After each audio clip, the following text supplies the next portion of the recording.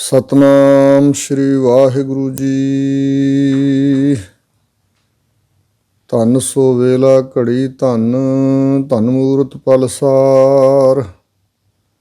ਧੰਨ ਸੋ ਦਿਨਸ ਸੰਜੋਗੜਾ, ਜਿਤ ਡਿਠਾ ਗੁਰ ਦਰਸਾਰ। ਤੂੰ ਬੇਅੰਤ ਕੋ ਵਿਰਲਾ ਜਾਣੈ, ਗੁਰ ਪ੍ਰਸਾਦ ਕੋ ਸ਼ਬਦ ਪਛਾਣੈ। ਸੇਵਕ ਕੀ ਅਰਦਾਸ ਪਿਆਰੇ, ਜਪ ਜੀਵਾਂ ਪ੍ਰਭ ਚਰਨ ਤੁਮਾਰੇ। ਹਰ ਬੇਅੰਤ ਹਉ ਮਿਤ ਕਰ ਵਰਨਉ, ਕਿਆ ਜਾਨਾ ਹੋਏ ਕੈ ਸੂਰੇ। ਕਰਉ ਬੇਨਤੀ ਸਤਿਗੁਰ ਆਪਣੇ, ਮੈਂ ਮੂਰਖ ਦੇਹੋ ਉਪਦੇਸੋ ਰੇ। ਬਾਣੀ ਗੁਰੂ ਗੁਰੂ ਹੈ ਬਾਣੀ, ਵਿੱਚ ਬਾਣੀ ਅੰਮ੍ਰਿਤ ਸਾਰੇ।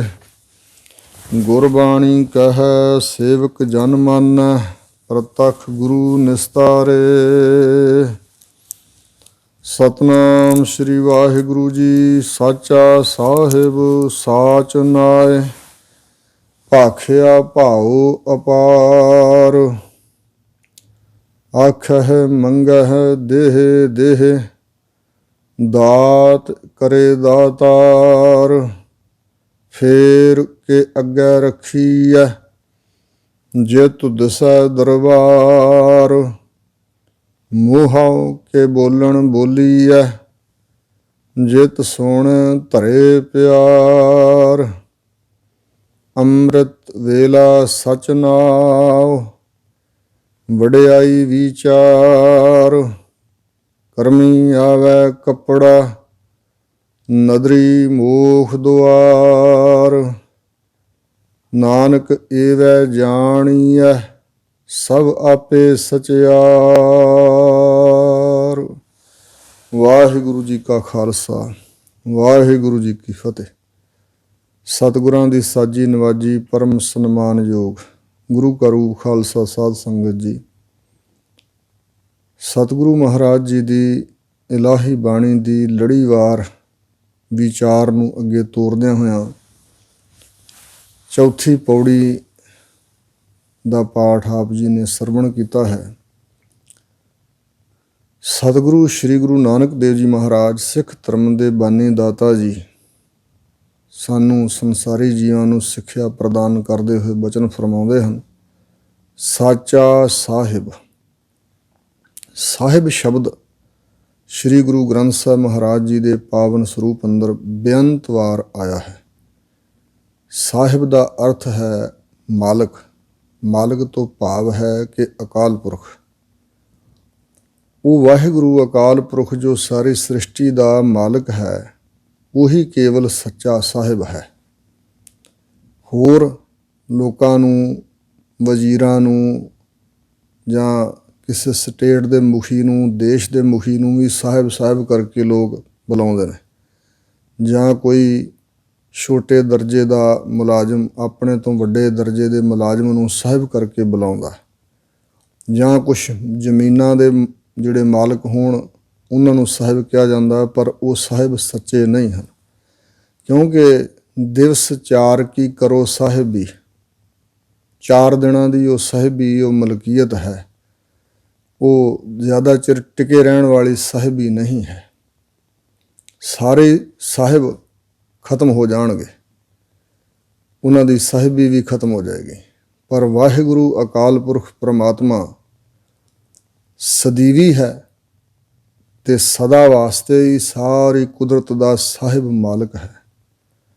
ਸਾਚ ਨਾਏ, ਔਰ ਉਸ ਵਾਹਿਗੁਰੂ ਦਾ ਨਾਮ ਵੀ ਸੱਚਾ ਹੈ। ਵਿਆਕਰਨ ਦੇ ਅਨੁਸਾਰ ਜੋ ਨਾਮ ਹੈ ਉਸ ਦਾ ਜੋ ਵਿਸ਼ੇਸ਼ਣ ਹੈ ਉਹ ਵੀ ਪੁਲਿੰਗ ਹੋਵੇਗਾ। ਜੇ ਸਾਚ ਪੁਲਿੰਗ ਹੈ, ਨਾਉ ਹੈ, ਤੇ ਅੱਗੇ ਵਿਸ਼ੇਸ਼ਣ ਉਹ ਵੀ ਪੁਲਿੰਗ ਹੋਵੇਗਾ। ਪਰ ਸਤਿਗੁਰੂ ਮਹਾਰਾਜ ਨੇ ਬਾਣੀ ਵਿੱਚ ਜੋ ਨਾਉ ਸ਼ਬਦ ਹੈ ਇਹ ਪੁਲਿੰਗ ਦੇ ਰੂਪ 'ਚ ਵਰਤਿਆ।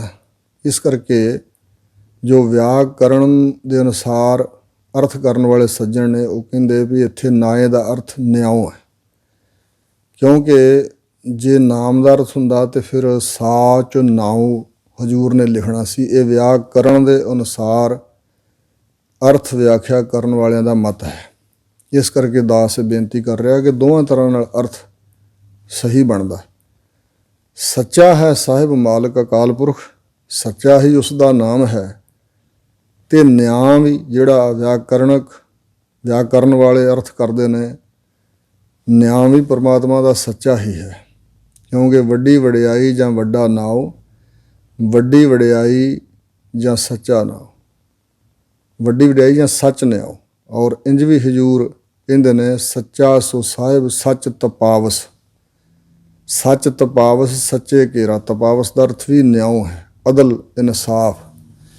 ਵਾਹਿਗੁਰੂ ਜੀ ਦਾ ਸਾਰੀ ਸ੍ਰਿਸ਼ਟੀ ਦੇ ਉੱਪਰ ਇੱਕ ਨਿਯਮ ਲਾਗੂ ਹੈ, ਜਿਸ ਨੂੰ ਇਨਸਾਫ ਜਾਂ ਨਿਆਉ ਆਪਾਂ ਕਹਿ ਸਕਦੇ ਹਾਂ। ਵੀ ਮਤਲਬ ਜੈਸੇ ਕਰਮ ਜੀਵ ਕਰੇਗਾ ਵੈਸਾ ਹੀ ਫਲ ਉਸ ਨੂੰ ਭੁਗਤਾਇਆ ਜਾਏਗਾ। ਪੱਖਪਾਤ ਵਾਹਿਗੁਰੂ ਜੀ ਨਹੀਂ ਕਰਦੇ। ਪਰਮਾਤਮਾ ਦੇ ਦਰ 'ਤੇ ਸੱਚਾ ਨਿਆਉ ਹੈ। ਇੱਥੇ ਸੰਸਾਰ ਦੇ ਅੰਦਰ ਵੱਡੀਆਂ ਦੇ ਕੇ ਜਾਂ ਫਰਮਾਇਸ਼ਾਂ ਸਿਫਾਰਿਸ਼ਾਂ ਦੁਆਰਾ ਨਿਆਂ ਅਨਿਆਂ ਕਰ ਦਿੱਤਾ ਜਾਂਦਾ, ਅਨਿਆਂ ਨੂੰ ਨਿਆਂ ਬਣਾ ਦਿੱਤਾ ਜਾਂਦਾ, ਬੇਇਨਸਾਫੀ ਨੂੰ ਇਨਸਾਫ ਤੇ ਇਨਸਾਫ ਨੂੰ ਬਦਲ ਦਿੱਤਾ ਜਾਂਦਾ, ਬੇਇਨਸਾਫੀ ਚੱਲ ਜਾਂਦੀ ਹੈ। ਪਰ ਵਾਹਿਗੁਰੂ ਦੇ ਦਰ 'ਤੇ ਜੀਆਂ ਦੇ ਨਾਲ ਬੇਇਨਸਾਫੀ ਨਹੀਂ ਹੁੰਦੀ। ਇਹ ਵੀ ਅਰਥ ਸਮਝ ਲੈਣਾ। ਨਾਮ ਵੀ ਪਰਮਾਤਮਾ ਦਾ ਹੀ ਸੱਚਾ ਹੈ, ਹੋਰ ਸਾਰੇ ਨਾਮ ਸਮਾਪਤ ਹੋਣ ਵਾਲੇ ਨੇ। ਝੂਠਿਆਂ ਸਰੀਰਾਂ ਦੇ ਨਾਮ ਵੀ ਝੂਠੇ ਨੇ। ਭਾਖਿਆ ਭਾਉ ਅਪਾਰ, ਵਾਹਿਗੁਰੂ ਜੀ ਦੀ ਜਿਹੜੀ ਭਾਖਿਆ ਬੋਲੀ ਹੈ ਉਹ ਭਾਉ ਹੈ, ਪ੍ਰੇਮ ਹੈ, ਤੇ ਆਪ ਉਹ ਅਪਾਰ ਤੋਂ ਭਾਵ ਬੇਅੰਤ ਹੈ। ਔਰ ਇਸ ਢੰਗ ਨਾਲ ਵੀ ਅਰਥ ਕੀਤਾ ਵਿਦਵਾਨ ਸੱਜਣਾ ਨੇ ਕਿ ਪ੍ਰਮਾਤਮਾ ਨੂੰ ਪ੍ਰਾਪਤ ਕਰਨ ਵਾਸਤੇ ਜੋ ਬੋਲੀ ਹੈ ਉਹ ਪ੍ਰੇਮ ਹੀ ਹੈ। ਉਸ ਅਪਾਰ ਪਰਮਾਤਮਾ ਦੀ ਪ੍ਰਾਪਤੀ ਵਾਲੀ ਬੋਲੀ ਵੀ ਪ੍ਰੇਮ ਹੀ ਹੈ। ਔਰ ਤੀਜੇ ਢੰਗ ਨਾਲ ਇੰਜ ਵੀ ਅਰਥ ਹੈ, ਭਾਖਿਆ ਮੈਨੇ ਉਚਾਰਨ ਕੀਤਾ। ਜੋ ਸੱਚਾ ਸਾਹਿਬ ਹੈ, ਜਿਸ ਦਾ ਨਾਮ ਸੱਚਾ ਹੈ, ਇਸ ਸੱਚੇ ਨਾਮ ਨੂੰ ਉਹਦੇ ਪਿਆਰਿਆਂ ਨੇ ਅਪਾਰ ਭਾਉ, ਬੇਅੰਤ ਭਾਉ, ਪ੍ਰੇਮ ਨੂੰ ਦੁਆਰਾ ਉਚਾਰਨ ਕੀਤਾ ਹੈ। ਉਹੀ ਵਾਹਿਗੁਰੂ ਦੇ ਦਰ 'ਤੇ ਪ੍ਰਵਾਨ ਚੜ੍ਹੇ ਹਨ। ਆਖਹਿ ਮੰਗਹਿ ਦੇਹ ਦੇਹ, ਵਾਹਿਗੁਰੂ ਦੇ ਦਰ 'ਤੇ ਖਲੋ ਕੇ ਜੀਵ ਆਖਦੇ ਹਨ, ਮੰਗਦੇ ਹਨ। ਮੰਗਦੇ ਹੋਏ ਆਖਦੇ ਨੇ ਕਿ ਇਹ ਵੀ ਦਾਤ ਦੇ, ਇਹ ਵੀ ਦਾਤ ਦੇ। ਸੋ ਅਸੀਂ ਸਾਰੇ ਸ੍ਰਿਸ਼ਟੀ ਦੇ ਜੀਵ ਅਰਦਾਸਾਂ ਬੇਨਤੀਆਂ ਕਰਦੇ ਹਾਂ, ਮੰਗੀ ਹੀ ਜਾ ਰਹੇ ਹਾਂ। ਦਾਤ ਕਰੇ ਦਾਤਾਰ, ਦਾਤਾਰ ਇੱਕ ਪਰਮਾਤਮਾ ਹੈ ਜੋ ਦਾਤ ਕਰੇ, ਮਤਲਬ ਦਾਤ ਬਖਸ਼ਦਾ ਹੈ। ਦਾਤਾਂ ਦੇਣ ਵਾਲਾ ਇੱਕ ਹੀ ਦਾਤਾਰ ਹੈ। ਹਜ਼ੂਰ ਦੇ ਮੁੱਖ ਵਾਕ ਬਚਨ ਹਨ, ਇੱਕ ਦਾਤਾਰ ਸਗਲ ਹੈ ਜਾਚਕ। ਇੱਕੋ ਇੱਕ ਵਾਹਿਗੁਰੂ ਹੀ ਦਾਤਾਰ ਹੈ, ਦਾਤਾ ਹੈ, ਹੋਰ ਸਭ ਮੰਗਤੇ ਨੇ। ਤੁਧ ਜੀਵੜ ਦਾਤਾਰ ਮੈਂ ਕੋ ਨਜ਼ਰ ਨਾ ਆਵਈ, ਤੁਧ ਸਭ ਸੈ ਨੂੰ ਦਾਨ ਦਿੱਤਾ। ਖੰਡੀ ਵਰਭੰਡੀ ਪਾਤਾਲੀ ਪੁਰੀ ਸਭ ਲੋਈ।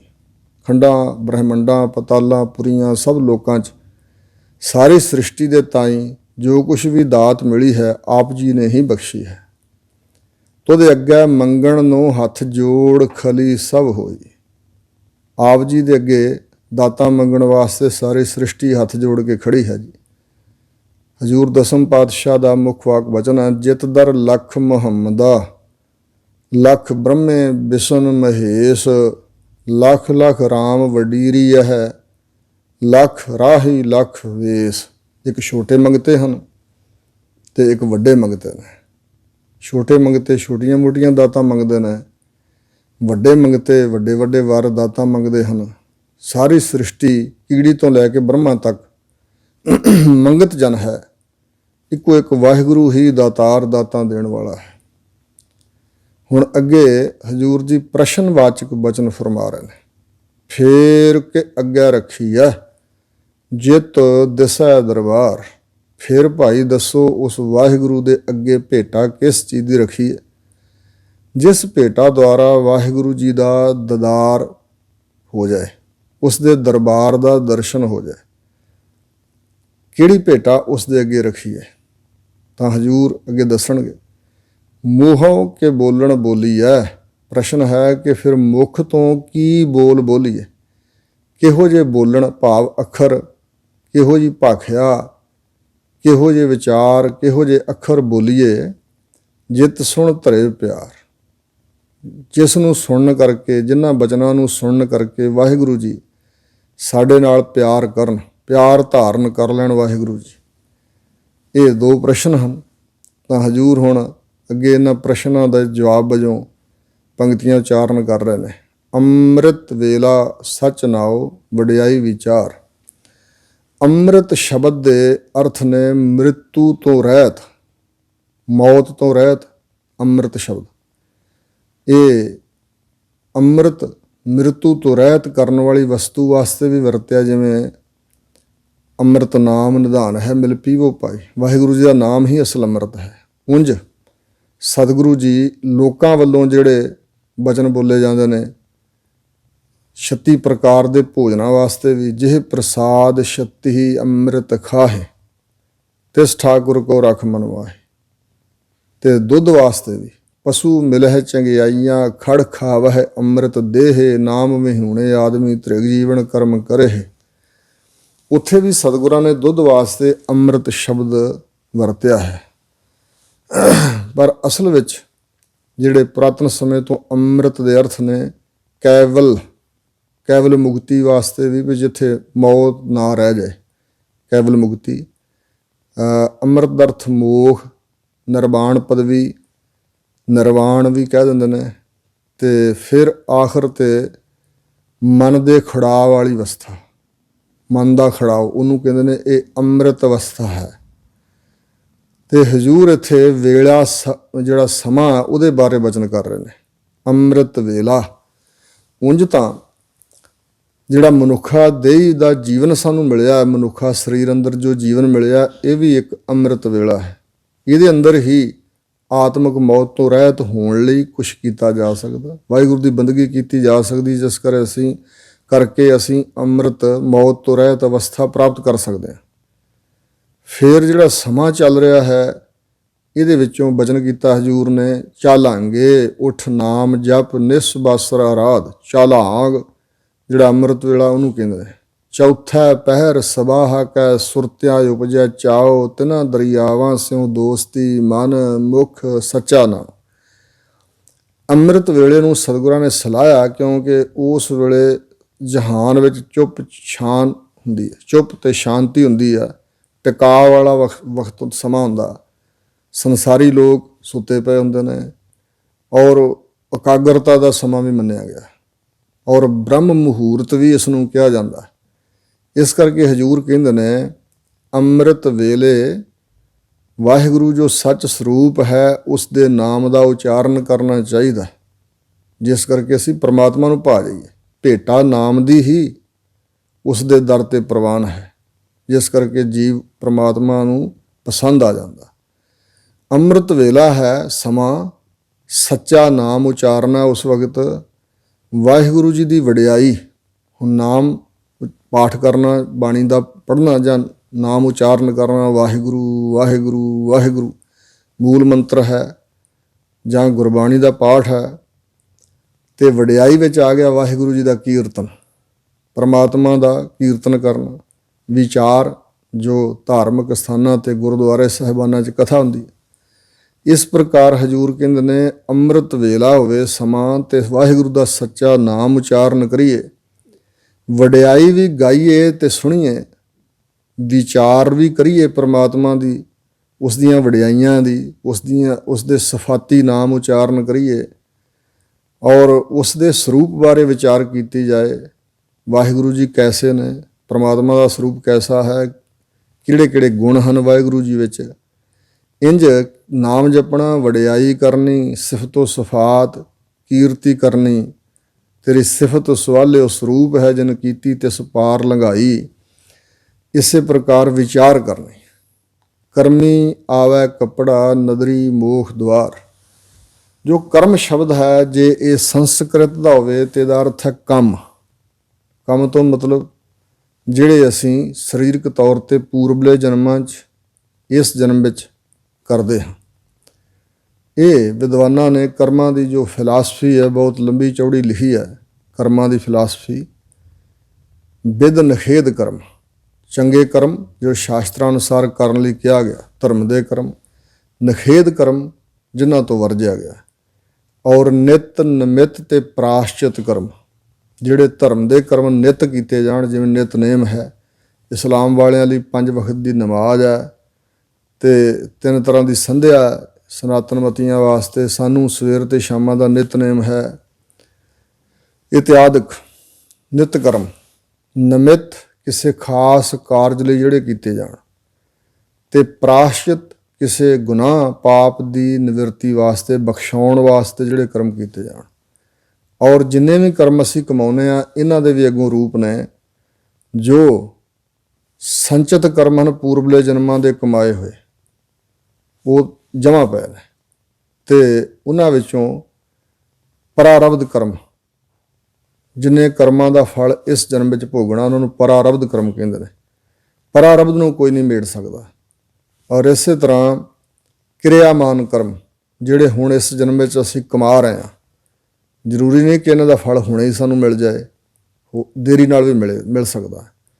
ਇਤਿਆਦਿਕ ਮਿਸ਼ਰਤ ਕਰਮ ਜੀਵ ਨੇ ਕਮਾਏ ਹਨ, ਕੁਝ ਚੰਗੇ ਕੁਝ ਬੁਰੇ, ਅਤੇ ਕਰਮਾਂ ਅਨੁਸਾਰ ਹੀ, ਚੰਗੇ ਕਰਮਾਂ ਅਨੁਸਾਰ ਇਹ ਕੱਪੜਾ ਸਰੀਰ ਪ੍ਰਾਪਤ ਹੁੰਦਾ। ਇਹ ਵੀ ਅਰਥ ਕੀਤਾ। ਇੱਕ ਸਤਿਗੁਰੂ ਗ੍ਰੰਥ ਸਾਹਿਬ ਮਹਾਰਾਜ ਦਾ ਬਚਨ ਹੈ, ਸਿਫਤ ਸ਼ਰਮ ਕਾ ਕੱਪੜਾ ਮੰਗੋ ਹਰ ਗੁਣ ਨਾਨਕ ਰਵਤ ਰਹਿ।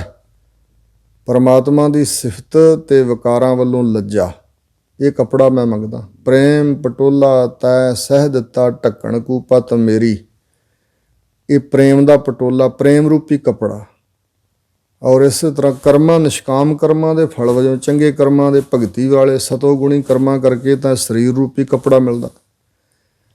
ਪਰ ਵਾਹਿਗੁਰੂ ਦੀ ਜਿਹੜੀ ਬੰਦਗੀ ਦਾ ਕੱਪੜਾ, ਪ੍ਰੇਮ ਦਾ ਕੱਪੜਾ, ਇਹ ਵਾਹਿਗੁਰੂ ਦੀ ਨਜ਼ਰ ਨਾਲ ਮਿਲਦਾ ਹੈ। ਇਹੀ ਕਿ ਨਿਸ਼ਕਾਮ ਕਰਮਾਂ ਦਾ ਪ੍ਰੇਰਿਆ ਹੋਇਆ ਵਾਹਿਗੁਰੂ ਆਪਣੀ ਬਖਸ਼ਿਸ਼ ਕਰਕੇ ਸਾਨੂੰ ਪ੍ਰੇਮ ਦਾ ਜੇ ਕੱਪੜਾ ਬਖਸ਼ ਦੇ, ਅਤੇ ਨਦਰੀ ਮੋਖ ਦੁਆਰ, ਪਰਮਾਤਮਾ ਦੀ ਮਿਹਰ ਦੀ ਦ੍ਰਿਸ਼ਟੀ ਨਾਲ ਮੋਖ ਮੁਕਤੀ ਦਾ ਦਰਵਾਜ਼ਾ ਪ੍ਰਾਪਤ ਹੁੰਦਾ। ਭਾਵ ਵਾਹਿਗੁਰੂ ਦੇ ਦਰ ਦਾ ਗਿਆਨ, ਆਪਣੇ ਆਪ ਦਾ ਗਿਆਨ, ਆਤਮਾ ਦਾ ਗਿਆਨ, ਪਰਮਾਤਮਾ ਦਾ ਗਿਆਨ।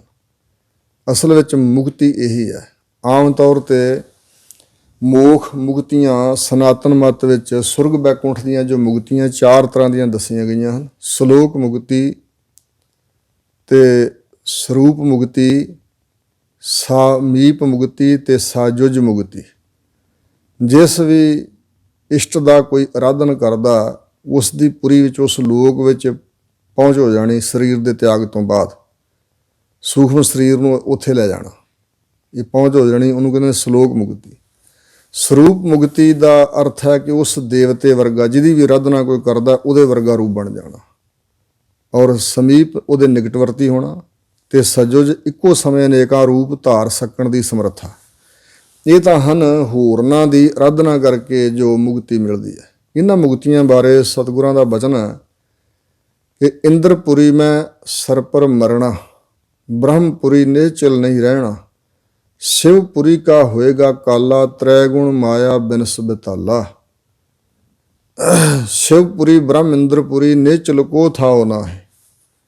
ਉਹਨਾਂ ਦੀ ਜਿਹੜੀ ਅਰਾਧਨਾ ਕਰਕੇ ਮੁਕਤੀ ਮਿਲਦੀ ਹੈ, ਜਿਵੇਂ ਉਹ ਦੇਵਤੇ ਅਤੇ ਉਹਨਾਂ ਦੀਆਂ ਪੁਰੀਆਂ ਸਥਿਰ ਨਹੀਂ, ਇਸ ਤਰ੍ਹਾਂ ਉਹ ਮੁਕਤੀ ਵੀ ਸਥਿਰ ਨਹੀਂ ਹੈ। ਇਸ ਤੋਂ ਅੱਗੇ ਜਾ ਕੇ ਜੀਵਨ ਮੁਕਤੀ, ਕੈਵਲ ਮੁਕਤੀ ਆਦਿਕ ਨਾਮ ਕਹੇ ਜਾਂਦੇ ਨੇ।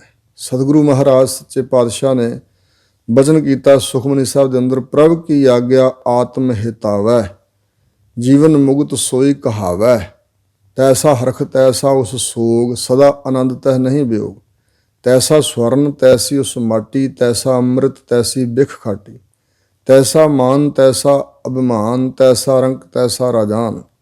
ਜੋ ਵਰਤ ਆਏ ਸਾਈ ਜੁਗਤ, ਨਾਨਕ ਉਹ ਪੁਰਖ ਕਹੀਐ ਜੀਵਨ ਮੁਕਤ। ਜੀਵਨ ਮੁਕਤ ਸਚਾਵਾ ਚੋਲਾ, ਭਾਈ ਗੁਰਦਾਸ ਜੀ। ਜਿਉਂਦੇ ਮੁਕਤ ਹੋ ਜਾਣਾ। ਬੇਣੀ ਕਹਿ ਸੁਣੋ ਰੇ ਭਗਤੋ, ਮਰਨ ਮੁਕਤ ਕਿਨ ਪਾਈ। ਆਮ ਤੌਰ 'ਤੇ ਲੋਕਾਂ ਦਾ ਖਿਆਲ ਹੁੰਦਾ ਕੋਈ ਬੰਦਾ ਬਹੁਤ ਦੁਖੀ ਹੋਵੇ, ਬਿਮਾਰ ਹੋਵੇ, ਰੋਗੀ ਹੋਵੇ, ਉਹ ਚੜ੍ਹਾਈ ਕਰ ਜਾਏ, ਉਹਦਾ ਸਰੀਰ ਨਾ ਰਹੇ ਤੇ ਕਹਿੰਦੇ ਚੰਗਾ ਹੋਇਆ, ਛੁੱਟ ਗਿਆ, ਮੁਕਤ ਹੋਇਆ। ਨਹੀਂ, ਸਰੀਰ ਦੇ ਅੰਤ ਹੋਣ ਨਾਲ ਕੋਈ ਛੁੱਟ ਨਹੀਂ ਜਾਂਦਾ। ਦੁਬਾਰਾ ਫਿਰ 84 ਦਾ ਗੇੜਾ ਜਾਂ ਜਨਮਾਂ 'ਚ ਪੈਣ ਦਾ, ਭੂਤਾਂ ਪ੍ਰੇਤਾਂ ਦੀਆਂ ਜੂਨਾਂ 'ਚ ਜਾਣ ਦਾ, ਇਹ ਸਿਆਪਾ ਵੀ ਗਲ ਪੈ ਸਕਦਾ ਹੈ। ਮੁਕਤੀ ਤਾਂ ਵਿਕਾਰਾਂ ਤੋਂ ਖਲਾਸੀ ਹੋਣ ਦੇ ਨਾਲ ਹੀ ਪ੍ਰਾਪਤ ਹੁੰਦੀ ਹੈ।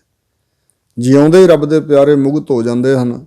ਫਿਰ ਸਰੀਰ ਤਿਆਗਣ ਤੋਂ ਬਾਅਦ ਵੀ ਪ੍ਰਮਾਤਮਾ ਵਿੱਚ ਅਭੇਦ ਹੁੰਦੇ ਨੇ। ਅਸਲ ਮੁਕਤੀ ਤਾਂ ਇਹ ਹੈ।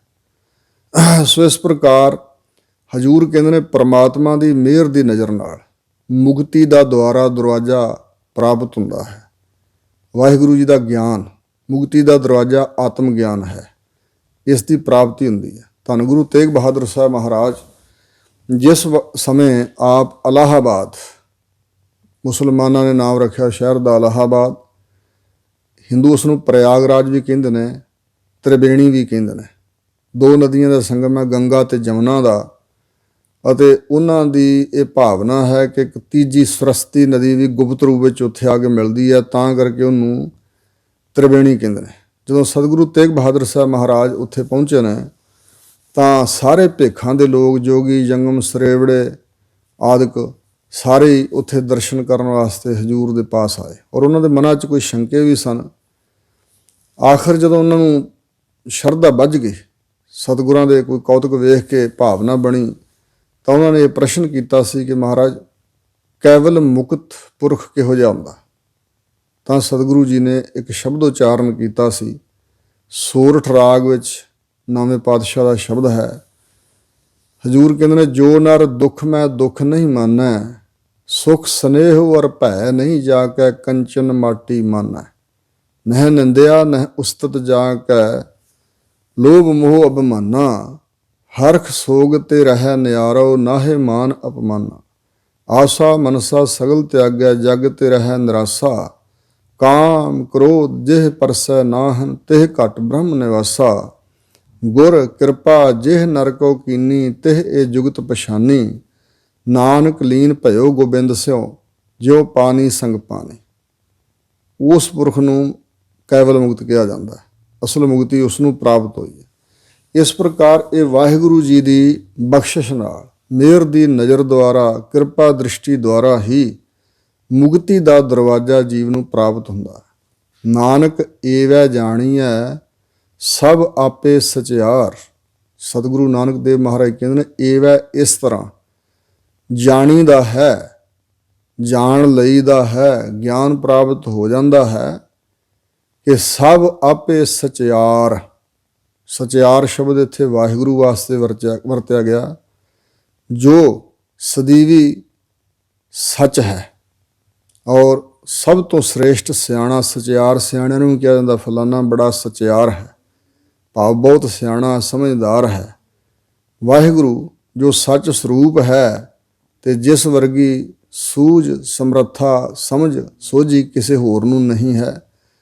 ਸਭ ਦਾ ਅਰਥ ਇੱਥੇ ਕਿ ਸਭ ਥਾਵਾਂ ਤੇ, ਸਭ ਜੀਆਂ ਅੰਦਰ, ਹਰ ਜਗ੍ਹਾ, ਹਰ ਜਰੇ ਜਰੇ ਵਿੱਚ ਸਭ ਆਪ ਹੀ ਆਪ ਸਚਿਆਰ ਪ੍ਰਮਾਤਮਾ ਸਮਾਇਆ ਹੋਇਆ ਹੈ। ਅੱਗੇ ਚੌਥੀ ਪੌੜੀ ਉਚਾਰਨ ਕਰਦੇ ਹਨ ਸਤਿਗੁਰੂ, ਥਾਪਿਆ ਨਾ ਜਾਏ ਕੀਤਾ ਨਾ ਹੋਏ। ਫਿਰ ਮਹਾਰਾਜ ਜੀ, ਅਕਾਲ ਪੁਰਖ ਪ੍ਰਮਾਤਮਾ ਕਿਸ ਦਾ ਗੱਦੀ ਨਸ਼ੀਨ ਹੋਵੇਗਾ ਜਾਂ ਕਿਸ ਨੇ ਉਸ ਨੂੰ ਪੈਦਾ ਕੀਤਾ? ਤਾਂ ਸਤਿਗੁਰੂ ਕਹਿ ਰਹੇ ਨੇ, ਨਹੀਂ, ਅਕਾਲ ਪੁਰਖ ਪ੍ਰਮਾਤਮਾ ਜਿਸ ਦਾ ਜਪ ਕਰਨ ਲਈ, ਜਿਸ ਨਾਲ ਪ੍ਰੇਮ ਕਰਨ ਲਈ, ਜਿਸ ਦਾ ਗਿਆਨ ਪ੍ਰਾਪਤ ਕਰਨ ਲਈ ਅਸੀਂ ਕਹਿ ਰਹੇ ਹਾਂ, ਉਹ ਕਿਸ ਦਾ ਥਾਪਿਆ ਨਹੀਂ ਜਾ ਸਕਦਾ। ਥਾਪਿਆ ਜਾਣ ਦੇ ਦੋ ਤਰ੍ਹਾਂ ਨਾਲ ਅਰਥ ਵਿਦਵਾਨਾਂ ਕੀਤੇ ਨੇ। ਇੱਕ, ਥਾਪਿਆ ਦਾ ਮਤਲਬ ਗਰਭ ਵਿੱਚ ਸਥਾਪਨਾ ਹੋਣੀ, ਨਿਮਣਾ ਹੋਣਾ। ਸਥਾ ਇਹ ਸੰਸਕ੍ਰਿਤ ਦਾ ਸ਼ਬਦ ਹੈ, ਇੱਥੋਂ ਅੱਗੇ ਬਣਿਆ ਸਥਾਪੈ। ਤੇ ਜੇ ਊੜਾ ਅੱਗੇ ਲਾ ਦਈਏ ਥਾਪਿਆ ਦੇ, ਫਿਰ ਉਥਾਪਿਆ, ਨਾਸ ਕਰਨਾ। ਥਾਪਿਆ ਮਤਲਬ ਬਣਾਉਣਾ। ਨਾ ਤਾਂ ਪ੍ਰਮਾਤਮਾ ਕਿਸੇ ਦਾ ਨਿੰਮਿਆ ਹੋਇਆ, ਮਾਤਾ ਪਿਤਾ ਦੇ ਸੰਜੋਗ ਤੋਂ ਥਾਪਨਾ ਹੁੰਦੀ ਹੈ। ਰਕਤ ਬਿੰਦ ਕਰ ਨਿੰਮਿਆ, ਨਿੰਮਿਆ ਮਤਲਬ ਸਰੀਰ ਦੇ ਬਣਨ ਦੀ ਕਿਰਿਆ। ਕੀਤਾ ਨਾ ਹੋਏ, ਕਿਸ ਦਾ ਪੈਦਾ ਕੀਤਾ ਹੋਇਆ ਨਹੀਂ। ਦੂਜਾ ਅਰਥ ਕਰਦੇ ਨੇ ਥਾਪਣਾ, ਕਿਸੇ ਦਾ ਗੱਦੀ ਨਸ਼ੀਨ, ਜਿਵੇਂ ਕਿਸੇ ਨੇ ਕਿਸੇ ਨੂੰ ਥਾਪ ਦਿੱਤਾ। ਜਿਵੇਂ ਸ੍ਰੀ ਗੁਰੂ ਨਾਨਕ ਦੇਵ ਮਹਾਰਾਜ ਜੀ ਨੇ ਥਾਪਿਆ ਲਹਿਣਾ ਜੀਵਨ ਦਾ, ਗੁਰਿਆਈ ਸਿਰ ਛਤਰ ਫਿਰਾਇਆ। ਸ੍ਰੀ ਗੁਰੂ ਅੰਗਦ ਦੇਵ ਜੀ ਨੂੰ ਆਪ ਸਰੀਰਕ ਤੌਰ 'ਤੇ ਹੁੰਦਿਆਂ ਸ੍ਰੀ ਗੁਰੂ ਨਾਨਕ ਦੇਵ ਜੀ ਨੇ ਗੁਰਗੱਦੀ 'ਤੇ ਆਪਣੀ ਜਗ੍ਹਾ 'ਤੇ ਸਥਾਪਿਤ ਕੀਤਾ ਹੈ। ਭਾਵ ਜਿਹੜਾ ਵਾਹਿਗੁਰੂ ਪਰਮਾਤਮਾ ਹੈ ਉਹ ਕਿਸੇ ਵੱਲੋਂ ਗੱਦੀ ਨਸ਼ੀਨ ਕੀਤਾ ਹੋਇਆ ਨਹੀਂ, ਔਰ ਨਾ ਹੀ ਕਿਸੇ ਦੇ ਬਣਾਇਆ ਹੋਇਆ ਉਹ ਬਣਦਾ ਹੈ। ਆਪੇ ਆਪ ਨਿਰੰਜਨ ਸੋਏ। ਫਿਰ ਜੀ ਕਿਵੇਂ ਬਣਿਆ? ਤਾਂ ਹਜ਼ੂਰ ਕਹਿੰਦੇ ਨੇ ਆਪ ਹੀ ਆਪ ਹੈ, ਉਹਦਾ ਕੋਈ ਆਦ ਅੰਤ ਨਹੀਂ ਲੱਭ ਸਕਦਾ ਕਿ ਕਦੋਂ ਕੁਝ ਪੈਦਾ ਹੋਇਆ ਸੀ, ਕਦੋਂ ਤੱਕ ਰਹੇਗਾ, ਸਦੀਵੀ ਹੈ। ਇਸ ਕਰਕੇ ਆਪਣੇ ਆਪ ਤੋਂ ਆਪ ਰੂਪ ਹੈ। ਨਿਰੰਜਨ, ਅੰਜਨ ਨਾਮ ਹੈ ਸੁਰਮੇ ਦਾ, ਸੁਰਮੇ ਤੋਂ ਮਤਲਬ ਹੈ ਕਾਲਖ, ਕਾਲਖ ਤੋਂ ਮਤਲਬ ਹੈ ਮਾਇਆ। ਪਰਮਾਤਮਾ ਦੇ ਸਰੂਪ ਵਿੱਚ ਮਾਇਆ ਦਾ ਕੋਈ ਪ੍ਰਭਾਵ ਨਹੀਂ ਹੈ, ਮਾਇਆ ਤੋਂ ਰਹਿਤ ਹੈ। ਨਿਰੰਜਨ, ਸੋ ਰਚਨਾ ਜਿਹੜੀ ਰਚੀ ਹੋਈ ਹੈ ਮਾਇਆ ਹੈ, ਆਪ ਨਿਰਅੰਜਨ ਹੈ। ਵਾਹਿਗੁਰੂ ਪਰਮਾਤਮਾ ਸਾਰੇ ਵਿਕਾਰਾਂ ਦੀ ਕਾਲਖ ਤੋਂ, ਮਾਇਆ ਦੇ ਪ੍ਰਭਾਵ ਤੋਂ ਆਪ ਹੀ ਉਹ ਸੁੱਧ ਸਰੂਪ ਹੈ ਪਹਿਲਾਂ ਤੋਂ ਹੀ। ਮਾਇਆ ਤਾਂ ਉਸਨੇ ਰਚੀ ਹੈ। ਜਿਨ ਸੇਵਿਆ ਤਿਨ ਪਾਇਆ ਮਾਨ। ਜਿਨ੍ਹਾਂ ਨੇ ਸੇਵਿਆ ਮਤਲਬ ਸਿਮਰਿਆ ਹੈ ਵਾਹਿਗੁਰੂ ਨੂੰ, ਉਹਨਾਂ ਨੇ ਮਾਣ ਭਾਵ ਆਦਰ, ਵਡਿਆਈ, ਸਤਿਕਾਰ ਦੋਹਾਂ ਜਹਾਨਾਂ ਵਿੱਚ ਪ੍ਰਾਪਤ ਕੀਤਾ ਹੈ। ਐਸੇ ਵਾਹਿਗੁਰੂ ਦਾ ਜਿਨ੍ਹਾਂ ਸੇਵਨ ਕੀਤਾ ਹੈ, ਜਿਨ੍ਹਾਂ ਨੇ ਸਿਮਰਿਆ ਹੈ, ਵਾਹਿਗੁਰੂ ਨੂੰ ਯਾਦ ਕੀਤਾ ਹੈ, ਉਹਨਾਂ ਨੇ ਆਦਰ ਮਾਣ ਅਸਲੀ, ਜਿਹੜਾ ਦੁਨੀਆ ਦਾ ਆਦਰ ਮਾਣ ਹੈ, ਪੈਸੇ ਧੇਲੇ ਕਰਕੇ ਵੀ ਮਾਣ ਪ੍ਰਾਪਤ ਹੁੰਦਾ, ਬੜੀ ਇੱਜ਼ਤ ਲੋਕ ਕਰਦੇ ਨੇ ਅਮੀਰਾਂ ਦੀ, ਜਾਂ ਸੰਸਾਰਕ ਪਦਵੀਆਂ ਉੱਚੀਆਂ ਜਿਨ੍ਹਾਂ ਨੂੰ ਮਿਲ ਜਾਣ ਉਹਨਾਂ ਦਾ ਮਾਣ ਵੀ ਬੜਾ ਲੋਕ ਕਰਦੇ ਨੇ। ਪਰ ਹਜ਼ੂਰ ਨੇ ਕਿਹਾ ਇਹ ਮਾਇਆ ਕੀ ਸੋਭਾ ਚਾਰ ਦਿਹਾੜੇ ਜਾਂਦੀ ਬਿਲਮ ਨਾ ਹੋਏ। ਲੋਕਨ ਕੀ ਵਡਿਆਈ ਉਪਮਾ ਤੇ ਬੈ ਸੰਤਰ ਜਾਰ। ਕੋਈ ਭਲਾ ਕਹੋ ਭਾਵੈ ਬੁਰਾ ਕਹੋ ਹਮ ਤਨ ਦਿਓ ਹੈ ਟਾਰ। ਔਰ ਇਸੇ ਤਰ੍ਹਾਂ ਲੋਕਨ ਕੀਆਂ ਵਡਿਆਈਆਂ ਬੈ ਸੰਤਰ ਪਾਗੋ, ਜੋ ਮਿਲੈ ਪਿਆਰਾ ਆਪਣਾ ਤੋ ਬੋਲ ਕਰਾਗੋ। ਸੋ ਇਸ ਪ੍ਰਕਾਰ ਨਾਨਕ ਦੁਨੀਆ ਕੀਆਂ ਵਡਿਆਈਆਂ ਅੱਗੀ ਸੇਤੀ ਜਾਲ, ਇਨੀ ਜਲੀ ਨਾਮ ਵਿਸਾਰਿਆ ਇੱਕ ਨਾ ਚੱਲੀਆ ਨਾਲ। ਇਸ ਕਰਕੇ ਇਹ ਮਾਣ ਨਹੀਂ ਜਿਹੜਾ ਆਮ ਦੁਨੀਆਦਾਰ ਲੋਕਾਂ ਦਾ ਹੁੰਦਾ ਤੇ ਦੁਨੀਆਦਾਰ ਕਰਦੇ ਨੇ। ਅਸਲ ਮਾਣ ਵੱਡੇ ਵੱਡੇ ਰਾਜੇ ਮਹਾਰਾਜੇ ਬਾਦਸ਼ਾਹ ਵੀ ਭਗਤਾਂ ਦੇ ਅੱਗੇ ਝੁਕੇ ਨੇ, ਉਹਨਾਂ ਨੂੰ ਰੱਬ ਦੇ ਸੰਤ ਜਾਣ ਕੇ ਪੂਜਿਆ ਗਿਆ। ਕਬੀਰ ਜੀ, ਨਾਮਦੇਵ ਜੀ, ਰਵਿਦਾਸ ਜੀ, ਨਾ ਤਾਂ ਅਖੌਤੀ ਜਾਤਾਂ ਉੱਚੀਆਂ ਸੀ ਉਹਨਾਂ ਦੀਆਂ, ਨਾ ਉਹਨਾਂ ਨੂੰ ਕੋਈ ਜਾਣਦਾ ਸੀ। ਜਿਵੇਂ ਹਜ਼ੂਰ ਨੇ ਕਿਹਾ ਆੜ ਦਾਮ ਕੋ ਸ਼ੀਪਰੋ ਹੋਇਓ ਲਖੀਣਾ। ਸੋ ਇਸ ਪ੍ਰਕਾਰ ਰਵਿਦਾਸ ਢਵੰਤਾ ਢੋਰ ਨੀਤਨ ਤਿਆਗੀ ਮਾਇਆ, ਪ੍ਰਗਟ ਹੋਵਾ ਸਾਧ ਸੰਗ ਹਰ ਦਰਸ਼ਨ ਪਾਇਆ। ਸੈਣ ਨਾਈ ਬੁੱਤਕਾਰੀ ਆਓ ਘਰ ਘਰ ਸੁਣਿਆ, ਹਿਰਦੈ ਵਸਿਆ ਪਾਰ ਬ੍ਰਹਮ ਭਗਤਾਂ ਮੈਂ ਗਣਿਆ। ਇਹ ਵੀ ਸੁਣ ਕੇ ਜੱਟ ਰੋਠ ਭਗਤੀ ਲਾਗਾ, ਮਿਲੇ ਪ੍ਰਤੱਖ ਗੁਸਾਈਆਂ ਧੰਨਾ ਵਡ ਭਾਗਾ। ਕੌਣ ਜਾਣਦਾ ਸੀ ਪਹਿਲਾਂ ਉਹਨਾਂ ਨੂੰ? ਵਾਹਿਗੁਰੂ ਦੇ ਨਾਮ ਕਰਕੇ ਪ੍ਰਸਿੱਧੀ ਹੋਈ, ਔਰ ਰਾਜੇ ਮਹਾਰਾਜੇ ਬਾਦਸ਼ਾਹ ਲੋਕ, ਉੱਚੀਆਂ ਜਾਤਾਂ ਵਾਲੇ ਪੰਡਤ ਲੋਕ, ਰਵਿਦਾਸ ਚਮਾਰ ਉਸਤਤ ਕਰੇ ਹਰ ਕੀਰਤ ਨਿਮਖ ਗਾਏ, ਪਤ ਜਾਤ ਉੱਤਮ ਭਇਆ ਚਾਰ ਵਰਨ ਪਏ ਪਾਗਾਏ। ਐਸਾ ਮਾਣ ਇਸ ਦੁਨੀਆ ਵਿੱਚ ਵੀ ਮਿਲਿਆ, ਅੱਜ ਵੀ ਉਹਨਾਂ ਦਾ ਨਾਮ ਹੈ। ਜੋ ਧਰੂ ਜੀ, ਪ੍ਰਹਿਲਾਦ ਜੀ ਕਦੋਂ ਦੇ ਹੋਏ ਆ? ਸਤਯੁਗ ਦੇ ਵੇਲੇ। ਅੱਜ ਵੀ ਉਹਨਾਂ ਦੀ ਵਡਿਆਈ ਕੀਤੀ ਜਾ ਰਹੀ ਹੈ। ਹਜ਼ੂਰ ਵੀ ਕਹਿੰਦੇ ਨੇ ਰਾਮ ਜਪੋ ਜੀ ਐਸੇ ਐਸੇ, ਧਰੂ ਪ੍ਰਹਿਲਾਦ ਜਪਿਓ ਹਰ ਜੈਸੇ। ਨਾਮਾ ਛੀਂਬਾ ਕਬੀਰ ਜੁਲਾਹਾ, ਪੂਰੇ ਗੁਰ ਤੇ ਗਤ ਪਾਈ। ਬ੍ਰਹਮ ਕੇ ਬੇਤੇ ਸ਼ਬਦ ਪਛਾਣ ਹੈ, ਹਉਮੈ ਜਾਤ ਗਵਾਈ। ਸੁਰ ਨਰ ਤਿਨ ਕੀ ਬਾਣੀ ਗਾਵਹਿ, ਕੋਈ ਨਾ ਮੇਟਾ ਪਾਈ। ਇਸ ਤਰ੍ਹਾਂ ਦਾ ਉਹ ਮਾਣ ਉਹਨਾਂ ਦਾ ਸਦਾ ਸਦਾ ਲਈ ਉਹਨਾਂ ਦੀ ਸੋਭਾ ਜੁਗ ਜੁਗ ਹੋਈ, ਕੋਈ ਨਾ ਮੇਟਾ ਪਾਈ। ਉਹਨਾਂ ਦੀ ਸੋਭਾ ਜੁਗਾਂ ਜੁਗਾਂਤਰਾਂ ਤੱਕ ਇਸ ਸੰਸਾਰ ਵਿੱਚ ਵੀ ਹੁੰਦੀ ਹੈ, ਤੇ ਰੱਬ ਦੇ ਦਰ ਤੇ ਵੀ ਉਹ ਮਾਣ ਪਾਉਂਦੇ ਨੇ। ਜਿਹੜੇ ਸੰਸਾਰੀ ਲੋਕ ਦੁਨਿਆਵੀ ਮਾਣ ਪ੍ਰਾਪਤ ਕਰਦੇ ਨੇ, ਇੱਕ ਤਾਂ ਲੋਕ ਮੂੰਹ ਤੇ ਸਿਫਤਾਂ ਕਰਦੇ ਨੇ, ਵਡਿਆਈਆਂ ਕਰਦੇ ਨੇ ਰਾਜਿਆਂ ਮਹਾਰਾਜਿਆਂ ਬਾਦਸ਼ਾਹਾਂ ਦੀਆਂ, ਪਰ ਪਿੱਠ ਪਿੱਛੇ ਲੋਕ ਨਿੰਦਾ ਕਰਦੇ ਨੇ, ਮੰਦਾ ਬੋਲਦੇ, ਗਾਲਾਂ ਕੱਢਦੇ ਨੇ। ਔਰ ਜਦੋਂ ਤਖਤ ਨੂੰ ਛੱਡ ਕੇ ਤਖਤੇ ਤੇ ਪੈ ਜਾਂਦੇ ਨੇ, ਫਿਰ ਉਹ ਸਾਖਤ ਵਪਰਾ ਮਰ ਗਿਆ ਕੋਈ ਨਾ ਲੈ ਹੈ ਨਾ। ਇੱਥੇ ਵੀ ਅਪਜਸ ਹੁੰਦਾ, ਅੱਗੇ ਰੱਬ ਦੀ ਦਰ ਤੇ ਦਰਗਾਹ ਵਿੱਚ ਤਾਂ ਮਾਣ ਕੀ ਮਿਲਣਾ ਉਹਨਾਂ ਨੂੰ, ਉੱਥੇ ਵੀ ਮਾਰ ਹੀ ਪੈਂਦੀ ਹੈ। ਨਾਨਕ ਗਾਵੀਐ ਗੁਣੀ ਨਿਧਾਨ। ਸਤਿਗੁਰੂ ਸਾਨੂੰ ਪ੍ਰੇਰਨਾ ਦੇ ਰਹੇ ਨੇ। ਇਸ ਕਰਕੇ ਜੋ ਸਮੂਹ ਗੁਣਾਂ ਦਾ ਖਜ਼ਾਨਾ ਹੈ, ਗੁਣਤਾਸ, ਗੁਣੀ ਨਿਧਾਨ ਆਦਿਕ ਸ਼ਬਦ ਵਰਤੇ ਗਏ ਹਨ ਵਾਹਿਗੁਰੂ ਵਾਸਤੇ। ਸਾਰੇ ਗੁਣਾਂ ਦਾ ਖਜ਼ਾਨਾ, ਜਿਸ ਤੋਂ ਗੁਣ ਅਸੀਂ ਪ੍ਰਾਪਤ ਕਰ ਸਕਦੇ ਹਾਂ, ਜਿਹਦੇ ਵਿੱਚ ਸਾਰੇ ਗੁਣ ਹੀ ਗੁਣ ਹਨ, ਅਵਗੁਣ ਕੋਈ ਹੈ ਨਹੀਂ। ਸਗਲ ਗੁਣ ਅਵਗੁਣ ਨਾ ਕੋਈ ਹੋਏ ਨੀਤਾ ਨੀਤਾ। ਇਸੇ ਕਰਕੇ ਵਾਹਿਗੁਰੂ ਦਾ ਨਾਮ ਜਪਣਾ ਚਾਹੀਦਾ, ਜਿਹਦੇ ਨਾਲ ਜੁੜੀਏ। ਜੈਸਾ ਸੇਵਾ ਤੈਸੋ ਹੋਏ। ਜਿਸ ਦਾ ਰਾਧੀ ਬਣੀਏ, ਜਿਸ ਦਾ ਧਿਆਨ ਧਰੀਏ, ਉਹਦੇ ਵਰਗੇ ਲੱਛਣ ਆਪਣੇ ਅੰਦਰ ਵੀ ਆ ਜਾਂਦੇ ਨੇ। ਇਸ ਕਰਕੇ ਤਾਂ ਹੀ ਚੰਗੇ ਬੰਦਿਆਂ ਦੀ ਸੰਗਤ ਕਰੀਦੀ, ਸਾਡੇ 'ਚ ਗੁਣ ਆ ਜਾਣ। ਇਸ ਤਰ੍ਹਾਂ ਜਿਸ ਵਾਹਿਗੁਰੂ ਵੱਲ ਨੂੰ ਧਿਆਨ ਹੋਵੇਗਾ ਤੇ ਫਿਰ ਵਾਹਿਗੁਰੂ ਵਾਲੇ ਗੁਣ ਸਾਡੇ 'ਚ ਆ ਜਾਣਗੇ। ਐਨ ਸਾਫ ਸੁਥਰੇ ਹੋਵਾਂਗੇ ਵਾਹਿਗੁਰੂ ਵਰਗੇ, ਤੇ ਤਾਂ ਹੀ ਵਾਹਿਗੁਰੂ ਵਿੱਚ ਸਮਾ ਸਕਾਂਗੇ। ਸੋ ਇਸ ਕਰਕੇ ਹਜ਼ੂਰ ਕਹਿੰਦੇ ਨੇ ਕਿ ਭਗਤੀ ਦਾ ਕਰਮ ਅਸੀਂ ਇਹ ਦੱਸ ਰਹੇ ਹਾਂ ਕਿ ਉਸ ਗੁਣਾਂ ਦੇ ਖਜ਼ਾਨੇ ਵਾਹਿਗੁਰੂ ਨੂੰ ਗਾਉਣਾ ਚਾਹੀਦਾ। ਗਾਵੀਐ ਸੁਣੀਐ ਮਨ ਰੱਖੀਐ ਭਾਉ। ਬਹੁਤ ਕਠਿਨ ਕੰਮ ਹੈ। ਜ਼ਬਾਨ ਤੋਂ ਕਥਾ ਕਰ ਲੈਣੀ ਜਾਂ ਸਿੱਖ ਸੰਗਤਾਂ ਨੂੰ, ਹੋਰਨਾਂ ਨੂੰ ਕੀਰਤਨ ਸੁਣਾ ਦੇਣਾ, ਪਾਠ ਕਰਕੇ ਸੁਣਾ ਦੇਣਾ, ਇਹ ਕੁਝ ਸੌਖਾ ਹੈ। ਪਰ ਆਪ ਸੁਣਨਾ, ਜੋ ਕੁਛ ਮੁਖ ਤੋਂ ਬੋਲਣਾ, ਉਸ ਨੂੰ ਪ੍ਰੇਮ ਭਾਵਨਾ ਨਾਲ ਆਪ ਸੁਣਨਾ। ਕੀਰਤਨ ਕਰਨਾ ਤੇ ਆਪ ਸੁਣਨਾ, ਆਪਣੇ ਮਨ ਨੂੰ ਸੁਣਾਉਣਾ। ਮਨ ਹਾਜ਼ਰ ਰਹਿ ਕੇ ਸੁਣੇ ਤੇ ਜ਼ਰੂਰ ਮਨ ਤੇ ਅਸਰ ਪੈਂਦਾ। ਜਦੋਂ ਮਨ ਸੁਣਦਾ ਨਹੀਂ, ਕੇਵਲ ਦੂਜਿਆਂ ਨੂੰ ਸੁਣਾਉਣ ਨੂੰ ਤਿਆਰ ਹੈ, ਫਿਰ ਹੋਰ ਤੇ ਲਾਭ ਲੈ ਸਕਦੇ ਹਨ, ਸਾਨੂੰ ਲਾਭ ਨਹੀਂ, ਘੱਟ ਲਾਭ ਹੈ। ਔਰ ਹਜ਼ੂਰ ਕਹਿੰਦੇ ਨੇ ਜਦੋਂ ਗਾਵੀਏ ਤੇ ਸੁਣੀਏ ਵੀ, ਤੇ ਸੁਣੀਏ ਕੇਵਲ ਉੱਪਰੋਂ ਉੱਪਰੋਂ ਨਹੀਂ। ਜਿਵੇਂ ਸਾਡੀ ਪਸੰਦੀ ਦੀ ਗੱਲ ਹੋਵੇ ਤੇ ਉਹਨੂੰ ਬੜੇ ਧਿਆਨ ਨਾਲ ਅਸੀਂ ਸੁਣਦੇ ਹਾਂ, ਉਸ ਗੱਲ ਨਾਲ ਸਾਡਾ ਪ੍ਰੇਮ ਹੁੰਦਾ। ਇਹੀ ਫਰਕ ਹੈ। ਤਾਂ ਹੀ ਮਨੋਰੰਜਨ ਦੇ ਸਾਧਨ ਲੋਕਾਂ ਦੇ ਬਣੇ ਸੰਸਾਰ ਵਿੱਚ, ਕਿਉਂਕਿ ਮਨ ਰੰਜਨ ਖੁਸ਼ ਪ੍ਰਸੰਨ ਹੁੰਦਾ ਹੋਰ ਗੱਲਾਂ ਸੁਣ ਕੇ। ਗੰਧਣ ਵੈਣ ਸੁਣੈ ਉਰਜਾਵੈ ਨਾਮ ਲੈਤ ਅਲਕਾਇਆ। ਗੰਧਣ ਵੈਣ, ਬੁਰੇ ਵੈਣ ਬਚਨ। ਹਜ਼ੂਰ ਨੇ ਕਿਹਾ ਹੈ, ਮੇਰੇ ਮੋਹਨ ਸਰਵਨੀ ਇਹ ਨਾ ਸੁਣਾਏ, ਸਾਕਤ ਗੀਤ ਨਾਦ ਧੁਨ ਗਾਵਤ ਬੋਲਤ ਬੋਲ ਅਜਾਏ। ਇਹ ਮੇਰੇ ਮੋਹਨ ਪਰਮੇਸ਼ਰ, ਮੈਨੂੰ ਇਹ ਕੰਨਾਂ ਵਿੱਚ ਨਾ ਸੁਣਾਇਓ ਜੋ ਸਾਕਤ ਸ਼ਕਤੀ ਮਾਇਆ ਦੇ ਉਪਾਸ਼ਕ, ਮਾਇਆ ਧਾਰੀ, ਮਾਇਆ 'ਚ ਰੰਗੇ ਹੋਏ ਗੀਤ ਗਾਉਂਦੇ ਨੇ, ਉੱਚੀ ਉੱਚੀ ਧੁਨ ਆਵਾਜ਼ ਵਿੱਚ ਗਾ ਗਾ ਕੇ ਸੁਣਾਉਂਦੇ ਨੇ।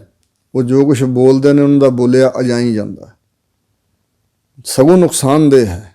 ਇਸੇ ਕਰਕੇ ਸਤਿਗੁਰੂ ਨਾਨਕ ਦੇਵ ਨੇ ਪਹਿਲੇ ਜਾਮੇ ਤੋਂ ਕੀਰਤਨ ਦੀ ਆਰੰਭਤਾ ਕੀਤੀ, ਵਾਹਿਗੁਰੂ ਦਾ ਜਸ ਗਾਇਆ। ਜਦੋਂ ਹਜ਼ੂਰ ਬਗਦਾਦ ਸ਼ਾਇਦ ਗਏ ਹਨ ਗੁਰੂ ਨਾਨਕ ਸਾਹਿਬ ਮਹਾਰਾਜ, ਤੇ ਉੱਥੇ ਬਹਿਲੋਲ ਨਾਂ ਦਾ ਪੀਰ ਸੀ, ਪਰ ਉਹਨੂੰ ਦਸਤਗੀਰ ਪੀਰ ਜੀ ਕਿਹਾ ਜਾਂਦਾ ਸੀ, ਕਿਉਂਕਿ ਪੁਰਾਣੇ ਸਮੇਂ 'ਚ ਕੋਈ ਦਸਤਗੀਰ ਪੀਰ ਹੋਇਆ ਸੀ, ਉਸ ਦੀ ਗੱਦੀ ਚੱਲਦੀ ਸੀ, ਤੇ ਜਿਹੜਾ ਵੀ ਪੀਰ ਉਸ ਗੱਦੀ ਦਾ ਮਾਲਕ ਹੁੰਦਾ ਸੀ ਉਹਨੂੰ ਦਸਤਗੀਰ ਹੀ ਕਿਹਾ ਜਾਂਦਾ ਸੀ। ਜੋ ਸਤਿਗੁਰੂ ਨਾਨਕ ਦੇਵ ਜੀ ਮਹਾਰਾਜ ਬਾਰੇ ਤਾਜੁਦੀਨ ਨਾਂ ਦੇ ਮੁਸਲਮਾਨ ਨੇ ਲਿਖਤ ਲਿਖੀ, ਜਿਸ ਨੂੰ ਮੁਸ਼ਤਾਕ ਹੁਸੈਨ ਨਾਂ ਦਾ ਮੁਸਲਮਾਨ, ਕਸ਼ਮੀਰ ਦਾ ਜੰਮਪਲ, ਮੀਰਪੁਰ ਪਿੰਡ ਦਾ, ਉਹ ਉੱਥੇ ਗਿਆ ਸੀ। ਮੱਕੇ ਮਦੀਨੇ ਦੀ ਲਾਇਬ੍ਰੇਰੀ ਵਿੱਚੋਂ ਉਹਨੇ ਉਹ ਪੁਸਤਕ ਲਈ। ਉਸ ਤਾਜੁਦੀਨ ਜਿਹੜਾ 2 ਸਾਲ ਸ਼੍ਰੀ ਗੁਰੂ ਨਾਨਕ ਦੇਵ ਮਹਾਰਾਜ ਦੇ ਨਾਲ ਚਰਨਾਂ ਦਾ ਭੌਰਾ ਬਣ ਕੇ ਰਿਹਾ, ਕਿਉਂਕਿ ਉਹਨੇ ਵੇਖ ਲਿਆ ਕਿ ਬਹੁਤ ਉੱਚੇ ਨੇ, ਪਰਮਾਤਮਾ ਸਰੂਪ ਹਨ, ਖੁਦਾ ਰੂਪ ਹਨ ਗੁਰੂ ਨਾਨਕ ਸਾਹਿਬ। ਉਸ ਨੇ ਅਰਬ ਦੇਸ਼ਾਂ ਦੀ ਸਾਰੀ ਯਾਤਰਾ ਦਾ ਹਵਾਲਾ ਉਹ ਲਿਖਿਆ, ਤੇ ਉਹ ਨੋਟ ਕਰਕੇ ਮੁਸ਼ਤਾਕ ਹੁਸੈਨ ਜੀ ਨੇ ਲਿਆਂਦਾ। ਫਿਰ ਉਹ ਮੁਸ਼ਤਾਕ ਹੁਸੈਨ ਇਸਲਾਮ ਨੂੰ ਛੱਡ ਕੇ ਸਿੱਖ ਬਣਿਆ। ਸੈਯਦ ਪ੍ਰਿਥੀਪਾਲ ਸਿੰਘ ਉਹਨੇ ਨਾਮ ਰਖਾਇਆ, ਔਰ ਉਹਨੇ 1969 ਤੱਕ, ਯਾਨੀ 1927 ਵਿੱਚ ਉਹ ਗਿਆ ਸੀ ਮੱਕੇ ਦੇ ਹਜ ਨੂੰ। ਉਦੋਂ ਬਾਅਦ ਛੇਤੀ ਫਿਰ ਉਹ ਆ ਕੇ ਤੇ ਅੰਮ੍ਰਿਤਧਾਰੀ ਹੋ ਕੇ ਤੇ ਵਿਚਰਿਆ ਸਾਡੇ ਸਿੱਖ ਪੰਥ ਅੰਦਰ। ਖੈਰ ਉੱਥੇ ਮੱਕੇ ਸ਼ਰੀਫ ਤੋਂ ਬਾਅਦ ਸਤਿਗੁਰੂ ਜਦੋਂ ਬਗਦਾਦ ਗਏ ਨੇ, ਤਾਂ ਉੱਥੋਂ ਦਾ ਜਿਹੜਾ ਦਸਤਗੀਰ ਪੀਰ ਸੀ, ਉਹਦੇ ਚੇਲੇ ਨੇ ਆ ਕੇ ਦੱਸਿਆ ਵੀ ਸਾਡੇ ਇਸਲਾਮ ਵਿੱਚ ਤਾਂ ਸਰੋਦ ਵਜਾਉਣਾ ਬੰਦ ਕੀਤਾ, ਗਾਇਨ ਕਰਨਾ ਬੰਦ ਕੀਤਾ ਹੋਇਆ, ਤੇ ਉਹ ਬਾਹਰ ਆਏ ਨੇ, ਉਹ ਕੁਛ ਫਕੀਰ ਨੇ ਕਿਸੇ ਹੋਰ ਦੇਸ਼ ਤੋਂ, ਉਹ ਗਾਉਂਦੇ ਨੇ, ਸਰੋਦ ਵਜਾਉਂਦੇ ਨੇ, ਉਹਨਾਂ ਦਾ ਸਾਥੀ ਰਬਾਬ ਵਜਾਉਂਦਾ, ਉਹ ਗਾਉਂਦੇ ਨੇ, ਨਾਲੇ ਲੱਖਾਂ ਪਤਾਲ ਲੱਖਾਂ ਆਕਾਸ਼ ਕਰ। ਤਾਂ ਫਿਰ ਉਹ ਜਿਸ ਵੇਲੇ ਆਇਆ ਸੀ, ਉਹਨੇ ਆਪਣੀ ਉਮਤ ਦੇ ਲੋਕਾਂ ਨੂੰ ਕਿਹਾ ਸੀ, ਪੱਥਰ ਮਾਰੋ, ਖੈਰ ਉਹ ਪੱਥਰ ਜੜ ਹੋ ਗਏ। ਲੰਬੀ ਇਬਾਰਤ ਹੈ। ਦਿੱਤੀ ਵਾਂਗ ਨਿਵਾਜ ਕਰ ਸੁਨ ਸਮਾਨ ਹੋਆ ਜਹਾਨਾ, ਸੁਨ ਮੁਨ ਨਗਰੀ ਪਈ ਦੇਖ ਪੀਰ ਭਇਆ ਹੈਰਾਨਾ। ਅਖੀਰ ਮੁੱਕਦੀ ਗੱਲ ਇਹ ਹੈ ਕਿ ਇੱਕ ਤਾਂ ਲੱਖਾਂ ਪਤਾਲ ਆਕਾਸ਼ ਉਹਦੇ ਬੇਟੇ ਨੂੰ ਦਿਵ ਦ੍ਰਿਸ਼ਟੀ ਦੁਆਰਾ ਵਿਖਾਏ ਸੀ, ਅਤੇ ਫਿਰ ਜਿਹੜਾ ਕੀਰਤਨ 'ਤੇ ਉਹਨਾਂ ਨੇ ਪ੍ਰਸ਼ਨ ਉਠਾਇਆ ਸੀ ਕਿ ਬਦ ਫੈਲੀਆਂ, ਹਜ਼ੂਰ ਨੇ ਕਿਹਾ ਸੀ ਬਦ ਫੈਲੀ ਗਾਉਣੀ ਮਨਾ ਕੀਤੀ ਹੈ। ਤੁਹਾਡੇ ਕੁਰਾਨ ਸ਼ਰੀਫ ਹਦੀਸਾਂ 'ਚ ਕਈ ਕੁਛ ਲਿਖਿਆ ਹੈ। ਪੈਗੰਬਰ ਮੁਹੰਮਦ ਸਾਹਿਬ ਕਿਸੇ ਘਰ 'ਚ ਗਏ, ਉੱਥੇ ਵਿਆਹ ਸੀ ਅਤੇ ਬੀਬੀਆਂ ਮਾਈਆਂ ਕੁਛ ਖੁਸ਼ੀ ਦੇ ਗੀਤ ਗਾ ਰਹੀਆਂ ਸੀ। ਪੈਗੰਬਰ ਸਾਹਿਬ ਦੇ ਮੁਰੀਦਾਂ ਨੇ ਰੋਕਿਆ ਬੀਬੀਆਂ ਨੂੰ ਵੀ ਨਾ ਗਾਓ, ਤਾਂ ਪਰ ਪੈਗੰਬਰ ਮੁਹੰਮਦ ਸਾਹਿਬ ਨੇ ਕਿਹਾ ਸੀ ਤੁਸੀਂ ਕੋਈ ਗਲਤ ਨਹੀਂ ਗਾ ਰਹੀਆਂ, ਗਾਓ ਜੋ ਕੁਛ ਪਹਿਲਾਂ ਗਾ ਰਹੀਆਂ ਸੀ ਉਹੀ ਗਾਓ। ਮਤਲਬ ਜਿਹਦੇ ਵਿੱਚ ਗੰਦਮੰਦ ਨਹੀਂ ਹੈ, ਬਦਫੈਲੀ ਪੈਦਾ ਕਰਨ ਵਾਲਾ ਨਹੀਂ ਗੀਤ, ਉਹ ਗਾਇਆ ਜਾ ਸਕਦਾ ਹੈ। ਔਰ ਸਤਿਗੁਰੂ ਜੀ ਨੇ ਸਭ ਤੋਂ ਉੱਤਮ ਗਾਇਆ ਭਾਵ ਵਾਹਿਗੁਰੂ ਦਾ ਜਸ। ਹਜ਼ੂਰ ਨੇ ਕਿਹਾ ਸੀ ਪੀਰ ਜੀ ਜੋ ਸਰੋਧ ਹੈ, ਸਾਜ ਹਨ, ਰਾਗ ਹੈ, ਨਾਦ ਹੈ, ਇਹ ਸੋਨੇ ਦਾ ਭਾਂਡਾ ਹੈ। ਸੋਨੇ ਦੇ ਭਾਂਡੇ ਵਿੱਚ ਜੇ ਅੰਮ੍ਰਿਤ ਪਾ ਕੇ ਪੀਵੀਏ ਤਾਂ ਪੀਣ ਵਾਲੇ ਅਮਰ ਹੋ ਜਾਣਗੇ। ਅਗਰ ਸੋਨੇ ਦੇ ਬਰਤਨ ਵਿੱਚ ਜ਼ਹਿਰ ਪਾ ਕੇ ਪੀਤੀ ਜਾਏ ਤਾਂ ਪੀਣ ਵਾਲੇ ਮਰ ਜਾਣਗੇ। ਸੋਨੇ ਦੇ ਬਰਤਨ ਦਾ ਤਾਂ ਕੋਈ ਕਸੂਰ ਨਹੀਂ, ਇਹ ਤਾਂ ਮੁਨੱਸਰ ਇਸ ਗੱਲ 'ਤੇ ਹੈ, ਨਿਰਭਰ ਇਸ ਗੱਲ 'ਤੇ ਕਿ ਉਹਦੇ ਵਿੱਚ ਪਾ ਕੇ ਪੀਤਾ ਕੀ ਜਾ ਰਿਹਾ। ਇਤਿਹਾਦਕ ਨਰੋਤਰ ਕੀਤਾ ਸੀ, ਅੱਜ ਵੀ ਉੱਥੇ ਖੁਤਬਾ ਲਿਖ ਕੇ ਲਾਇਆ ਹੋਇਆ, ਰੱਬੁਲ ਫਜ਼ਲ ਹਜ਼ਰਤ ਬਾਬਾ ਨਾਨਕ ਜੀ। ਇੰਨੇ ਕੁ ਅੱਖਰ ਸਪਸ਼ਟ ਨੇ, ਪਰ ਉਹ ਤਰਜਮਾ ਕੀਤਾ ਗਿਆ, ਅੱਖਰ ਕੁਝ ਮਿਟੇ ਹੋਏ ਸਨ। ਇਹੀ ਉਹਨਾਂ ਦਾ ਅਰਥ ਨਿਕਲਦਾ ਵੀ ਰੱਬ ਦੀ ਫਜ਼ਲ ਮਿਹਰ ਵਾਲੇ ਗੁਰੂ ਨਾਨਕ ਸਾਹਿਬ ਇੱਥੇ ਆਏ, ਉਹਨਾਂ ਦੇ ਇੱਥੇ ਚਰਨ ਪੈਣ ਕਰਕੇ ਇੱਥੋਂ ਦੀ ਬੰਜਰ ਜ਼ਮੀਨ ਸਰ ਸਬਜ਼ ਹੋਈ। ਭਾਵ ਕਿ ਹਿਰਦਿਆਂ 'ਚ ਸਬਜ਼ਤਾ, ਹਰਿਆਵਲਤਾ ਫੈਲਾ ਦਿੱਤੀ ਗੁਰੂ ਨਾਨਕ ਸਾਹਿਬ ਜੀ ਨੇ। ਪ੍ਰੇਮ ਪੈਦਾ ਕੀਤਾ ਵਾਹਿਗੁਰੂ ਨਾਲ, ਖੁਦਾ ਨਾਲ। ਇਉਂ ਹਜ਼ੂਰ ਕਹਿੰਦੇ ਨੇ ਕਿ ਗਾਵੀਏ ਅਤੇ ਸੁਣੀਏ ਪ੍ਰਮਾਤਮਾ ਦੇ ਜਸ ਨੂੰ, ਅਤੇ ਮਨ ਵਿੱਚ ਰੱਖੀਏ ਭਾਵ, ਮਨ 'ਚ ਪ੍ਰੇਮ ਰੱਖ ਕੇ। ਕੋਈ ਗਾਵੈ ਰਾਗੀ ਨਾਦੀ ਬੇਦੀ ਬਹੁ ਭਾਂਤ ਕਰ ਨਹੀਂ, ਹਰ ਹਰ ਭੀਜੈ ਰਾਮ ਰਾਜੇ। ਜਿਨ੍ਹਾਂ ਅੰਤਰ ਕਪਟ ਵਿਕਾਰ ਹੈ ਤਿਨਾ ਰੋਏ ਕਿਆ ਕੀਜੈ। ਗਾਉਣ ਵਿੱਚ ਵੀ ਅੰਤਰ ਹੈ, ਗਾਉਣ ਵਿੱਚ ਅੰਤਰ ਹੈ, ਸੁਣ ਵਿੱਚ ਵੀ ਅੰਤਰ ਹੈ। ਇੱਕ ਧਿਆਨਪੂਰਵਕ ਸੁਣ ਰਿਹਾ ਹੈ। ਸੁਰਤਾ ਸ਼ਬਦ ਹੈ ਜਿਹੜਾ, ਇਹਦੇ ਅਰਥ ਹੀ ਨੇ ਧਿਆਨ ਦੇ ਕੇ ਸੁਣਨ ਵਾਲਾ ਅਤੇ ਫਿਰ ਉਹਨੂੰ ਸਮਝਣ ਵਾਲਾ। ਜੇ ਸਮਝ ਗਿਆ ਤਾਂ ਮਨ 'ਚ ਵਸ ਗਿਆ। ਭਾਵਨਾ ਹੋਵੇ ਪਹਿਲਾਂ ਪੈਦਾ, ਅਤੇ ਫਿਰ ਪ੍ਰੇਮ ਨਾਲ ਸੁਣਿਆ ਜਾਏ, ਸੁਣ ਕੇ ਮਨ 'ਚ ਵਸਾ ਲਿਆ ਜਾਏ, ਅਤੇ ਫਿਰ ਪਾਰ ਉਤਾਰਾ ਹੈ। ਇਸ ਕਰਕੇ ਗਾ ਵੀ ਹੈ, ਸੁਣੀਏ, ਮਨ ਰੱਖੀਏ ਭਾਵ। ਹਜ਼ੂਰ ਕਹਿੰਦੇ ਨੇ ਰੱਬ ਦਾ ਜਸ ਗਾਵੀਏ ਵੀ ਅਤੇ ਸੁਣਨਾ ਵੀ ਚਾਹੀਦਾ। ਔਰ ਮਨ ਦੇ ਅੰਦਰ, ਵਿਆਕਰਨ ਦੇ ਅਨੁਸਾਰ ਮਨ ਦੇ ਨੰਨੇ ਨੂੰ ਜੋ ਸਿਹਾਰੀ, ਦਾ ਅਰਥ ਕਿ ਮਨ ਦੇ ਅੰਦਰ ਰੱਖੀਦਾ ਹੈ ਜੇ ਭਾਵ ਪਰਮਾਤਮਾ ਦਾ ਪ੍ਰੇਮ, ਵਾਹਿਗੁਰੂ ਨਾਲ ਲਗਾਓ। ਉਹਦੇ ਜਸ ਨੂੰ ਸੁਣਨ ਨਾਲ ਭਾਵਨਾ ਚਾਹੀਦੀ ਹੈ। ਜਿਵੇਂ ਭਾਈ ਗੁਰਦਾਸ ਨੇ ਲਿਖਿਆ, ਜੈਸੇ ਮਨ ਲੇਖਕ ਕੋ ਲਾਗਤ ਹੈ ਲੇਖੈ ਬਿਖੈ, ਹਰ ਜਸ ਲਿਖਤ ਨਾ ਤੈਸੇ ਠਹਿਰਾਵੇ। ਜਿਵੇਂ ਕੋਈ ਹਿਸਾਬ ਕਿਤਾਬ ਕਰਨ ਵਾਲਾ ਮੁਨਸ਼ੀ ਹੈ, ਕੁਛ ਲਿਖਦਾ ਹੈ ਅਤੇ ਉਸ ਲਿਖਣ ਵਿੱਚ ਉਹਦਾ ਬੜਾ ਮਨ ਜੁੜਿਆ ਹੁੰਦਾ, ਅਤੇ ਜੇ ਰੱਬ ਦਾ ਜਸ ਲਿਖਣਾ ਪਏ ਤਾਂ ਉਸ ਤਰ੍ਹਾਂ ਦਾ ਮਨ ਨਹੀਂ ਜੁੜੇਗਾ।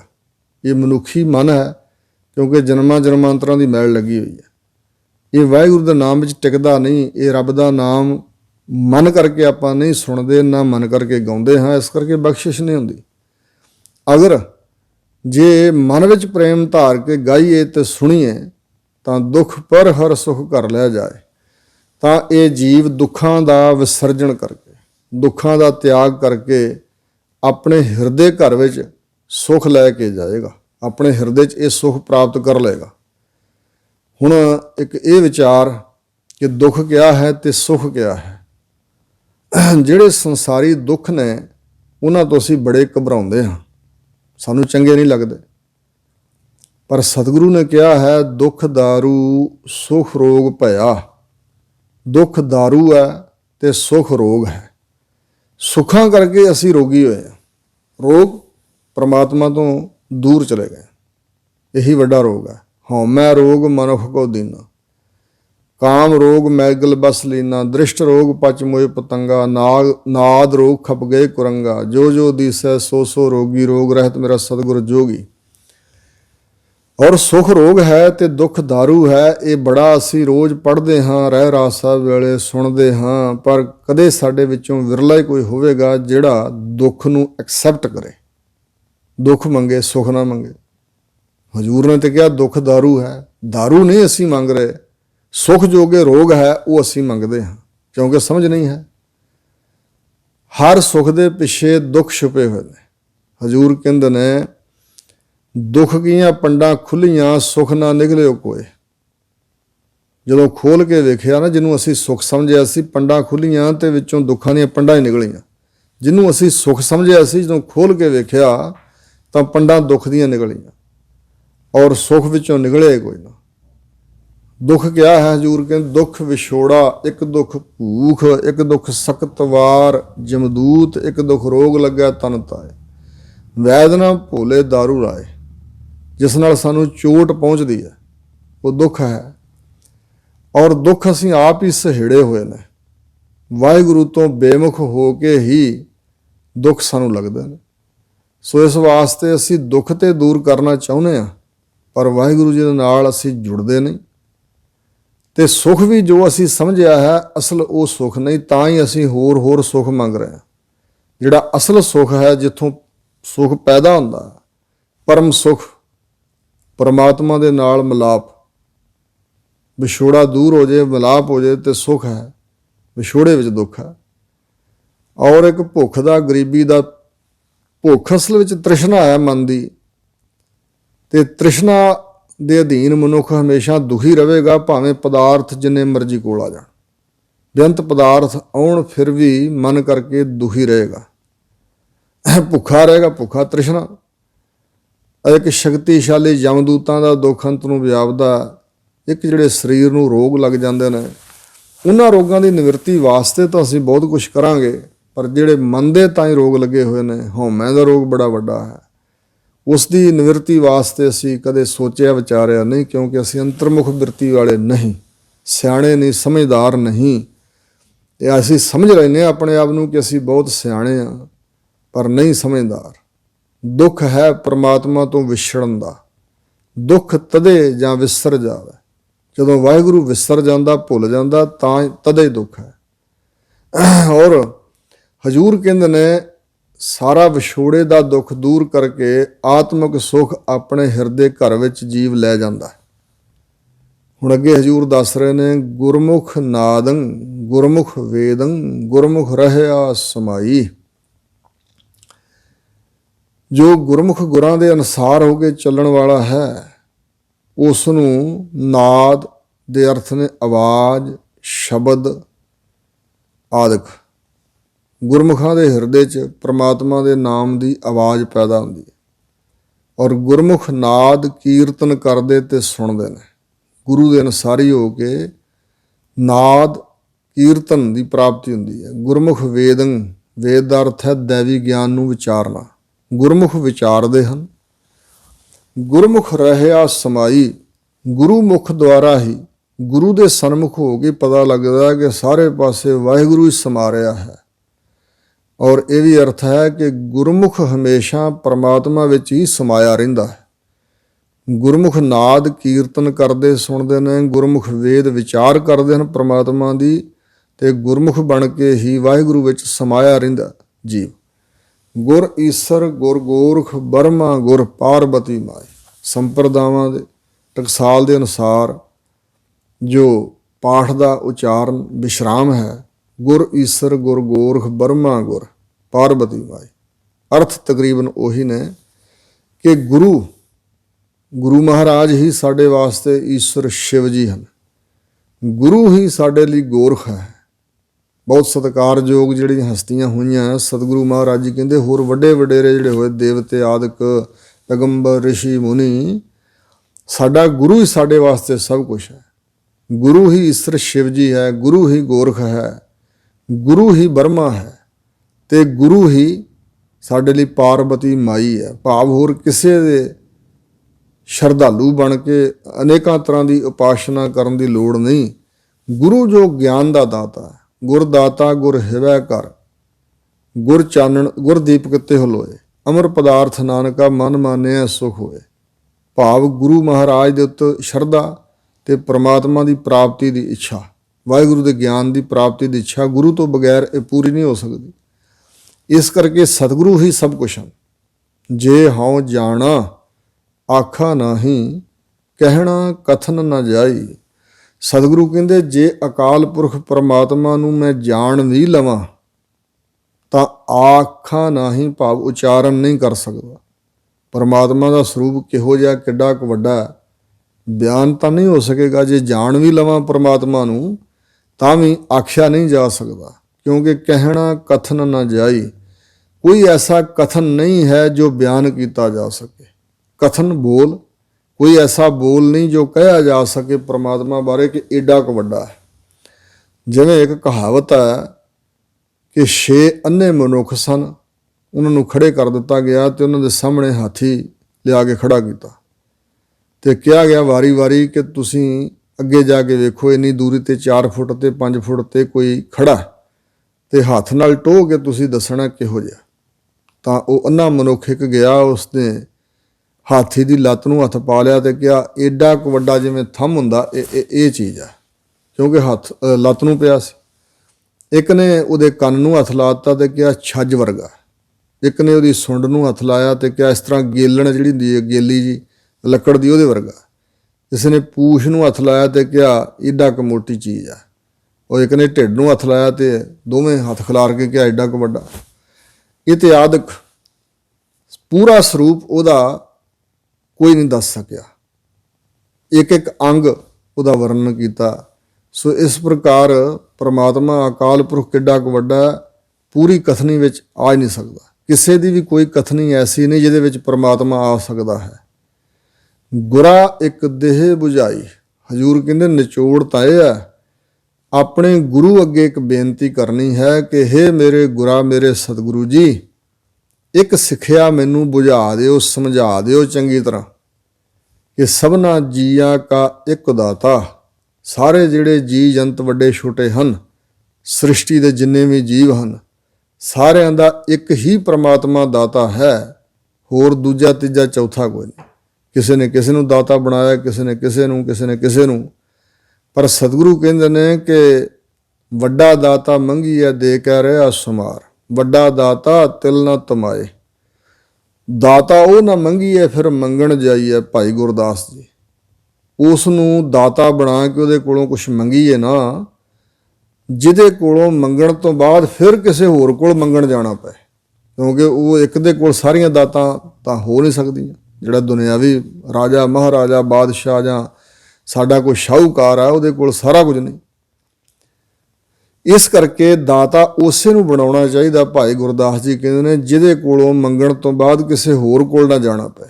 ਜਿਵੇਂ ਭਾਈ ਮਰਦਾਨਾ ਜੀ ਨੂੰ ਸ੍ਰੀ ਗੁਰੂ ਨਾਨਕ ਦੇਵ ਮਹਾਰਾਜ ਨੇ ਕਿਹਾ ਸੀ, ਮਰਦਾਨਿਆ, ਜੇ ਸਾਡੇ ਅੱਗੇ ਝੋਲੀ ਫੈਲਾ ਦਿੱਤੀ ਹੈ ਤਾਂ ਹੁਣ ਜ਼ਿੰਦਗੀ 'ਚ ਕਦੇ ਮੁੜ ਇਹ ਝੋਲੀ ਕਿਸੇ ਅੱਗੇ ਨਹੀਂ ਫੈਲਾਉਣੀ। ਔਰ ਜਦੋਂ ਸੁਲਤਾਨਪੁਰ ਲੋਧੀ ਤੋਂ ਲੈ ਕੇ ਹਜ਼ੂਰ ਚੱਲੇ ਨਾਲ ਭਾਈ ਮਰਦਾਨਾ ਜੀ ਨੂੰ, ਤਾਂ ਪਰਿਵਾਰ ਦਾ ਫਿਕਰ ਜ਼ਾਹਰ ਕੀਤਾ ਕਿ ਪਿੱਛੇ ਪਰਿਵਾਰ ਭੁੱਖਾ ਮਰ ਜਾਏਗਾ।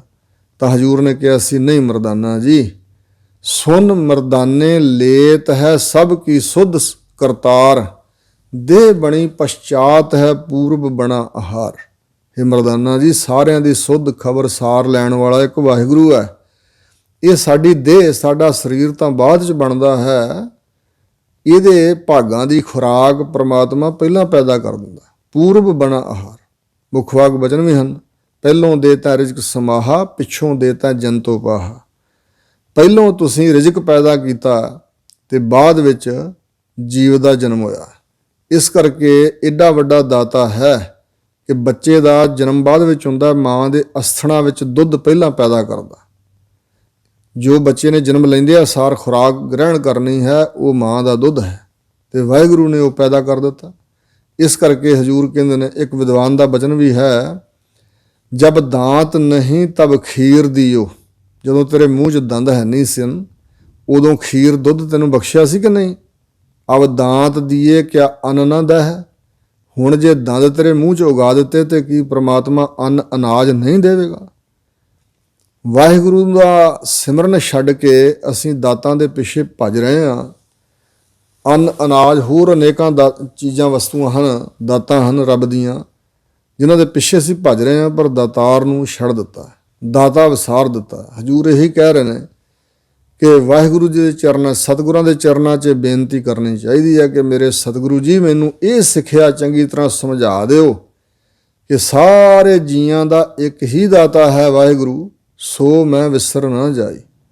ਸੋ ਉਹ ਜੋ ਵਾਹਿਗੁਰੂ ਹੈ ਇੱਕ ਦਾਤਾ, ਉਹ ਮੈਨੂੰ ਵਿਸਰ ਨਾ ਜਾਏ, ਮੈਨੂੰ ਭੁੱਲ ਨਹੀਂ ਜਾਣਾ ਚਾਹੀਦਾ, ਸਦਾ ਚੇਤੇ ਆਉਂਦਾ ਰਹਿਣਾ ਚਾਹੀਦਾ। ਅਗਲੀ ਪੌੜੀ 6ਵੀਂ ਹੈ। ਹਜ਼ੂਰ ਇੱਥੇ ਬਚਨ ਫਰਮਾ ਰਹੇ ਨੇ ਕਿ ਉਹ ਕਰਮ ਜਿਹਦੇ ਨਾਲ ਪ੍ਰਮਾਤਮਾ ਨੂੰ ਭਾ ਜਾਈਏ, ਅਸੀਂ ਉਸ ਦੀ ਖੁਸ਼ੀ ਪ੍ਰਾਪਤ ਕਰ ਸਕੀਏ, ਉਹਦੇ ਦਰ 'ਤੇ ਪ੍ਰਵਾਨ ਚੜ੍ਹ ਜਾਈਏ, ਉਹੀ ਅਸਲੀ ਭਗਤੀ ਦੇ ਜਾਂ ਧਰਮ ਦੇ ਜਾਂ ਅਧਿਆਤਮਿਕ ਕਰਮ ਹੋਣਗੇ। ਜਿਨ੍ਹਾਂ ਕਰਮਾਂ ਕਰਕੇ ਵਾਹਿਗੁਰੂ ਨੂੰ ਅਸੀਂ ਪਸੰਦ ਨਹੀਂ ਆਉਂਦੇ, ਉਹ ਕਰਮ ਕਰਨ ਦਾ ਕੋਈ ਲਾਭ ਨਹੀਂ ਹੈ। ਤੀਰਥ ਨਾਵਾ ਜੇ ਤਿਸ ਭਾਵਾ, ਵਿਣ ਭਾਣੇ ਕੇ ਨਹਾਏ ਕਰੀ। ਹਜ਼ੂਰ ਕਹਿੰਦੇ ਜੇ ਮੈਂ ਤਿਸ ਨੂੰ ਭਾਵਾਂ, ਚੰਗਾ ਲੱਗਾ, ਜੇ ਮੇਰਾ ਤੀਰਥ 'ਤੇ ਨਹਾਉਣਾ ਉਸ ਵਾਹਿਗੁਰੂ ਨੂੰ ਚੰਗਾ ਲੱਗੇ ਤਾਂ ਮੈਂ ਤੀਰਥ 'ਤੇ ਨਹਾ ਲਵਾਂ। ਜੇ ਉਸ ਦੇ ਭਾਣੇ ਵਿੱਚ ਇਹ ਗੱਲ ਨਹੀਂ ਹੈ, ਭਾਵ ਉਹਨੂੰ ਭਾਉਂਦੀ ਨਹੀਂ ਹੈ, ਪ੍ਰਮਾਤਮਾ ਦੀ ਖੁਸ਼ੀ ਨਹੀਂ ਹੈ, ਤਾਂ ਉਸ ਦੇ ਚੰਗਾ ਲੱਗਣ ਤੋਂ ਬਗੈਰ ਮੈਂ ਆਪਣੀ ਮਰਜ਼ੀ ਕਰਕੇ ਨਹਾਈ ਜਾਵਾਂ ਤਾਂ ਬਿਨਾਂ ਭਾਣੇ ਤੋਂ, ਬਿਨਾਂ ਉਹਦੀ ਪਸੰਦੀ ਤੋਂ ਨਹਾ ਕੇ ਕੀ ਕਰ ਲਵਾਂਗਾ। ਤੀਰਥਾਂ 'ਤੇ ਇਸ਼ਨਾਨ ਸਰੀਰ ਦੀ ਮੈਲ ਲਾਉਣ ਵਾਸਤੇ ਸੀ, ਤੀਰਥ ਸਥਾਨਾਂ 'ਤੇ ਵੀ ਮੈਲ ਉਤਾਰੋ ਅਤੇ ਵਾਹਿਗੁਰੂ ਦੇ ਭਜਨ ਵਿੱਚ ਜੁੜੋ। ਪਰ ਜਿਹੜੇ ਬਨੌਟੀ ਤੀਰਥ ਬਣੇ ਹੋਏ ਨੇ ਨਦੀਆਂ ਦੇ ਕਿਨਾਰਿਆਂ 'ਤੇ, ਉੱਥੇ ਲੋਕ ਕੇਵਲ ਇਸ਼ਨਾਨ ਕਰਨ ਜਾਂਦੇ ਨੇ, ਔਰ ਬਨੌਟੀ ਇਸ਼ਨਾਨ ਦਾ ਖੰਡਨ ਬਹੁਤ ਥਾਵਾਂ 'ਤੇ ਗੁਰੂ ਮਹਾਰਾਜ ਨੇ ਬਾਣੀ 'ਚ ਕੀਤਾ। ਲੌਕੀ 68 ਤੀਰਥ ਨਹਾਈ, ਕੌਰਾਪਨ ਤਉ ਨਾ ਜਾਈ। ਜਿਵੇਂ ਤੁੰਬੀ ਹੁੰਦੀ ਕੌੜੀ ਤੁੰਮੀ, ਉਹਨੂੰ ਭਾਵੇਂ 68 ਤੀਰਥਾਂ 'ਤੇ ਨਵਾ ਦਿਓ ਫਿਰ ਵੀ ਉਹਦੀ ਕੁੜੱਤਣ ਨਹੀਂ ਜਾਂਦੀ। ਨਹਾਵਣ ਚੱਲੇ ਤੀਰਥੀ, ਮਨ ਖੋਟੈ ਤਨ ਚੋਰ। ਇੱਕ ਭਾਉ ਲੱਥੀ ਨਹਾਤਿਆਂ, ਦੋਏ ਭਾ ਚੜ੍ਹੀਐਸ ਹੋਰ। ਔਰ ਬਾਹਰ ਧੋਤੀ ਤੁੰਮੜੀ, ਅੰਦਰ ਵਿਸ ਨਿਕੋਰ। ਸਾਧ ਭਲੇ ਅਣਨਹਾਤਿਆ, ਚੋਰ ਸਚੋਰਾ ਚੋਰ। ਜਿਨ੍ਹਾਂ ਦਾ ਮਨ ਸਾਧੂਆਂ ਵਾਲਾ, ਉਹ ਤਾਂ ਨਾਮ ਹੀ ਉਹਨਾਂ ਨੇ ਜੇ ਨਹਾਤਾ ਤੇ ਤਾਂ ਵੀ ਸਾਧ ਹੀ ਹਨ, ਪਰ ਚੋਰ ਫਿਰ ਵੀ ਚੋਰ ਹੀ ਰਹੇ ਮਨ ਦੇ। ਬਾਹਰੀ ਤੌਰ 'ਤੇ ਲੋਕਾਂ ਸਾਹਮਣੇ ਤਾਂ ਇਸ਼ਨਾਨ ਉਹਨਾਂ ਕਰ ਲਿਆ, ਪਰ ਕਈ ਇਸ ਭਾਵਨਾ ਨਾਲ ਹੀ ਗਏ ਕਿ ਉੱਥੇ ਲੋਕਾਂ ਦੇ ਕੱਪੜੇ ਚੋਰੀ ਕਰਾਂਗੇ ਜਾਂ ਕੱਪੜਿਆਂ ਵਿੱਚੋਂ ਮਾਇਆ ਚੋਰੀ ਕਰਾਂਗੇ ਆਦਿਕ। ਤੀਰਥ ਪੂਰਾ ਸਤਿਗੁਰੂ ਜੋ ਅੰਦਨ ਹਰ ਹਰ ਨਾਮ ਧਿਆਵੈ। ਸ਼੍ਰੀ ਗੁਰੂ ਹਰਕ੍ਰਿਸ਼ਨ ਸਾਹਿਬ ਮਹਾਰਾਜ 8ਵੇਂ ਪਾਤਸ਼ਾਹ ਦੇ ਦਰਬਾਰ ਵਿੱਚ ਬਹੁਤ ਦੂਰੋਂ ਦੁਰਾਡਿਓਂ ਸੰਗਤਾਂ ਚੱਲ ਕੇ ਆਈਆਂ ਕੀਰਤਪੁਰ ਸਾਹਿਬ। ਉਹਨਾਂ ਵਿੱਚ ਇੱਕ ਜਸਵੰਤ ਰਾਏ ਨਾਂ ਦਾ ਚੋਰ ਵੀ ਸੀ, ਅਤੇ ਚੋਰ ਨੇ ਵੀ ਅਖੌਤੀ ਤੌਰ 'ਤੇ ਤਾਂ ਮੱਥਾ ਟੇਕਣਾ ਹੀ ਸੀ ਲੋਕਾਂ ਸਾਹਮਣੇ ਗੁਰੂ ਹਰਕ੍ਰਿਸ਼ਨ ਸਾਹਿਬ ਜੀ ਨੂੰ, ਪਰ ਮਨ ਕਰਕੇ ਅੰਦਰੋਂ ਹੱਸਿਆ ਇਹ ਸਾਰੇ ਲੋਕ ਬੇਵਕੂਫ ਨੇ। ਇੱਕ 5-6 ਬਰਸ ਦੇ ਬਾਲਕ ਨੂੰ ਤਖਤ 'ਤੇ ਬਿਠਾ ਕੇ ਨਮਸਕਾਰਾਂ ਕਰ ਰਹੇ, ਮੱਥੇ ਟੇਕੀ ਜਾ ਰਹੇ, ਇਹ ਕੀ ਦੇਵੇਗਾ ਇਹਨਾਂ ਨੂੰ, ਇੱਥੋਂ ਕੀ ਮਿਲੇਗਾ। ਭਾਵਨਾ ਕੋਈ ਨਹੀਂ ਸੀ। ਤਾਂ ਜਿਸ ਵੇਲੇ ਨੇ ਮੱਥਾ ਟੇਕ ਕੇ ਸਿਰ ਉੱਪਰ ਚੱਕਿਆ ਤਾਂ ਅੰਤਰਜਾਮੀ ਸਤਿਗੁਰੂ ਜੀ ਨੇ ਉਹਦਾ ਵੀ ਭਲਾ ਕਰਨਾ ਚਾਹਿਆ। ਅਸਲੀ ਸਤਿਗੁਰੂ ਜੀ ਤੀਰਥ ਇਹੋ ਜਿਹੇ ਨੇ। ਹਜ਼ੂਰ ਨੇ ਬਚਨ ਪੜ੍ਹਿਆ ਬਾਣੀ ਵਿੱਚੋਂ। ਹਜ਼ੂਰ ਕਹਿੰਦੇ ਨੇ ਵੀ ਜਿਹੜਾ ਚੋਰ ਹੈ ਉਸ ਦੀ ਕੋਈ ਹਾਮੀ ਨਹੀਂ ਭਰ ਸਕਦਾ।